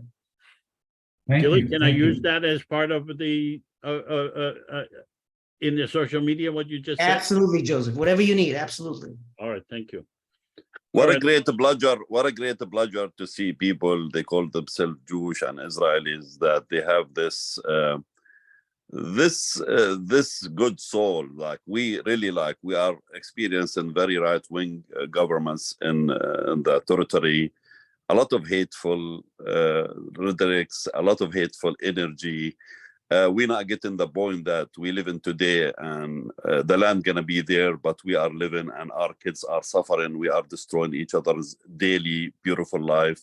To see a group of people back in Israel, Palestine, and anywhere in the world in this level, this gives me hope to work more toward peace and convince more people. And I look at the social media as a very powerful thing. I have 51,000 people following me. I could make a message and make people see different things. So it's very important to keep this going. And I appreciate all of you and honored to be here today. Thank you. Thank you, Said. Let's go to Ori. Ori, you wanted to say something. Yeah, I don't think it's helpful to use American center-left terminology to describe what's going on here. I live here. I interface with Palestinians every day. It's mostly peaceful. It's not equal. Okay, and if we talk about it with a less hysterical way, because it seems like people in New York or in London are just melting down about Israel. And yet, it's crickets here. There will be an incident like Hawara, which was terrible, but then there's nothing for a while. So it's like, it's not a war. It's not, there is a governing crisis right now. This coalition is nuts. They're very corrupt. I agree. But, being hysterical about it is not going to solve it. And we need to address the issues individually and collectively. And I love my Palestinian brothers and sisters. I have so much respect for them. I started to meet Palestinians when I lived in the San Francisco Bay Area. They are not my enemy. And I am grateful to how wonderful they've always treated me. And I want to see a lasting solution. But throwing around UC Berkeley terminology at like daggers is not going to solve the problem. Calling us apartheid, even if it is not going to solve the problem. And getting upset about it is not going to solve the problem. That's why I like what you do, Joseph. I mean, it's this concrete work that's kind of boring, but it is totally necessary. Boring. Yeah, it's boring. It is. I'm a political nut, and this is still the most boring thing I do. But I love it because we're working towards something good. You know, it's hard to do things that are good. It's really easy to do evil. Very hard to do good. It's a very strange thing about life. So. All right, thank you, Ari. Well said, Let's go man. to Shlomo. Well said. Let's go to Shlomo and then Sharon and then Charles. Okay, to Said, first of all, I mean, Israeli who lives in the United States, you cannot imagine how much shame, sadness, and anger I and many like me have looking at what happens in Israel, in this West Bank, and in Gaza. So I'm so happy that you are here. I feel anger because the obvious one, because of what these Nazis do, and the army that doesn't care and maybe even encourages it, but also because you know, I served in the army, the Israeli army. I lost something. I lost friends. I lost family. I know other people, too many people died in these wars, stupid wars.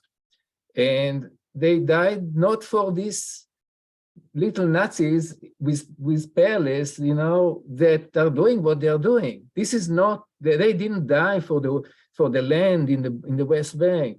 They died with the dream of peace. Most of them died or injured, you know, huge injuries, and all for peace, essentially. And look what's happened. Look who is in charge. This guy, Ben Gvir, never served even in the Israeli army, believe it or not. And that's Smartutrich. He served maybe a few months, and that's it. And those are the people who determine for Israel the fate of many cities, the fate of the Palestinians, the fate of Israel without, not indirectly, and indirectly the fate of the Jews all over the world that look at it with astonishment, with shame, and they accept all this anti-Semitism that to follow. So these are the feelings that many of people like me have, just to let you and all you people know. Hopefully this will change soon. Disneyland is a fantastic idea. I really wish. Thank you. Thank you for your Shlomo, I just want to remind you that the Holocaust happened before the state of Israel was reestablished. So your fantasies about anti-Semitism going away because we solved this conflict is a fantasy. This is disrespectful what you're doing. I didn't comment after you comment on my words. Don't comment on other people's words. Everybody speaks on their terms. It's disrespectful what you're doing.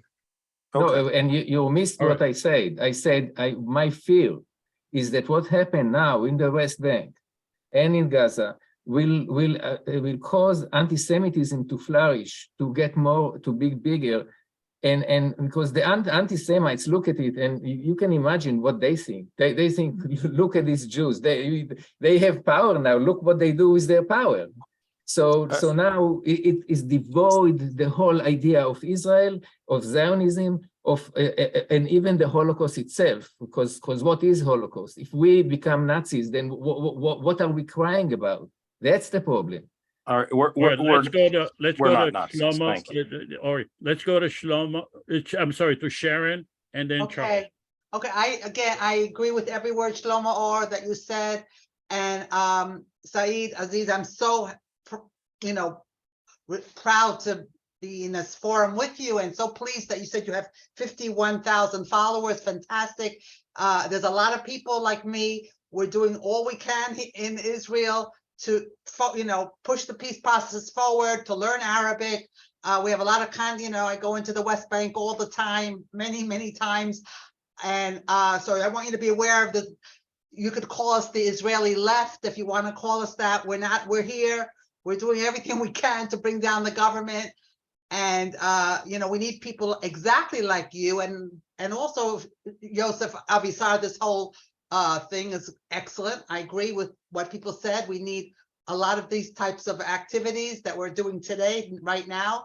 And just to, I'm also feel ashamed that Shlomo mentioned about, and I think that anti-Semitism is on the rise now. And what can we do? You know, we're trying to do as much as we can, and maybe we're going to have, I haven't given up my dreams for peace.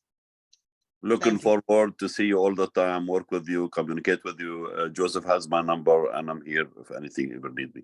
Thank you so much. All right, Charles, go to Charles.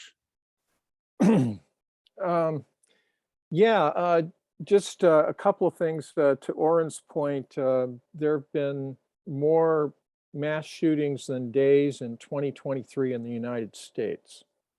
And what's going on in Israel, I see mirrored in the United States. I mean, I see it going on in different parts of the world. It has different labels, you know.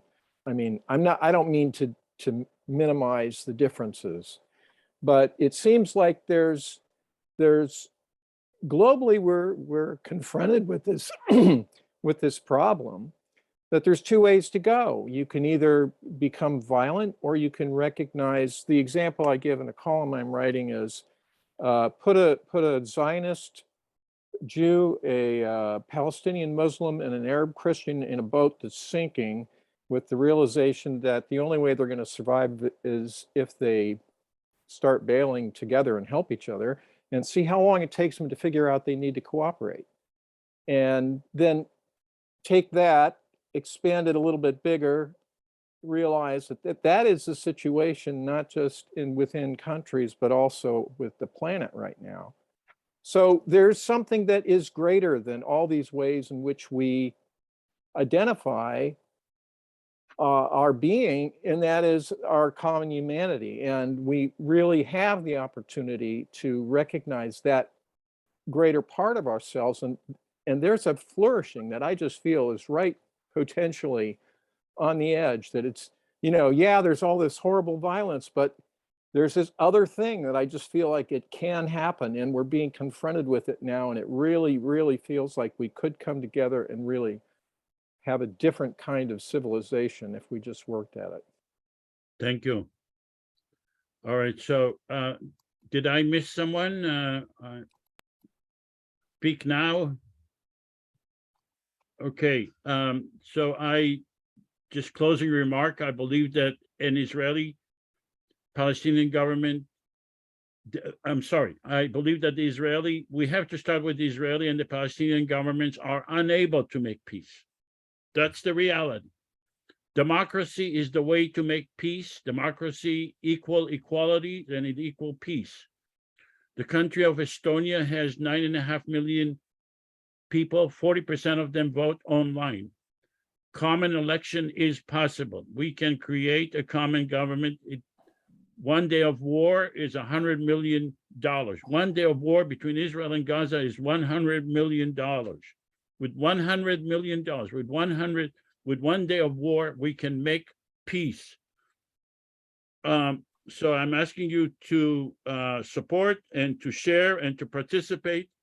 And if you want to write a letter to your paper, this is the text that I'm suggesting. You can send it to me, send me an email. I'll send you and I don't know if you noticed lately, we're starting to get a lot of support, and let's go to, okay, so thank you. Let's go to Sean. I didn't mean to ignore you, Sean. Go ahead, Sean. Joseph, how do I get people to come join the IPC? Because a lot of times I've been trying to get people to join the IPC, and they're having a biased opinion about it, saying that it's not going to work. They're like saying, it's a good motivation, it's a good idea, but they don't think it's going to work. Like, they start bringing up the past, they start talking about the UN, they start talking about US, and they start talking about the Oslo. They start telling me, if US couldn't make peace with Israel and Palestine, if the Oslo didn't work, and if the UN doesn't work, how do you think this is going to work? And they're like totally turning down my thing. So how do I get them to join? Because I'm trying to get more people to join, you know, but they're stuck in that mindset. It's gonna work. It's gonna work. The women are gonna bring the peace. There's a big movement called Women Wage Peace, and I'm part of it. And But you may want to talk to Said, because Said is also connected to the Palestinian Society. He speaks with them all the time. I think one way is to tell them, look, what have you reached up to now? What was the outcome up to now? What is the bottom line result that your government was able to give you? That's I have some comment for you. Nice to see you, brother. Yes, it takes me a while to understand this. Can you hear me? Yeah. Yeah, it takes me a while to understand this plan. And I asked Joseph so many questions. And at the same time, I watch Joseph in TikTok, and I see so many questions over and over and over until I got it. In reality, the way we can do it, this is the start here. If me and you and a few Israelis and friends here from the Jewish side is here, this is the start. More meeting. I saw Brother Joseph a few times. I told him we should be approaching, universities, events where he can come and talk, or we can come and talk together. It is hard. It is tough. They accuse Joseph of being a traitor. Some of the Palestinian side treated me to be a traitor. But in reality, we can start somewhere, and we can talk about it in social media, bring people to the lives with Joseph and talk in social events. And you are welcome to get my number from Joseph and reach out to me, and we can talk about it. all right. Okay, so you guys can continue. I have to leave the meeting. I'm here visiting my grandchildren in Seattle, so I have to leave, but you guys can continue with the meeting with Charles. Thank you so much, guys. Thank you, Joseph. Thank you. All right.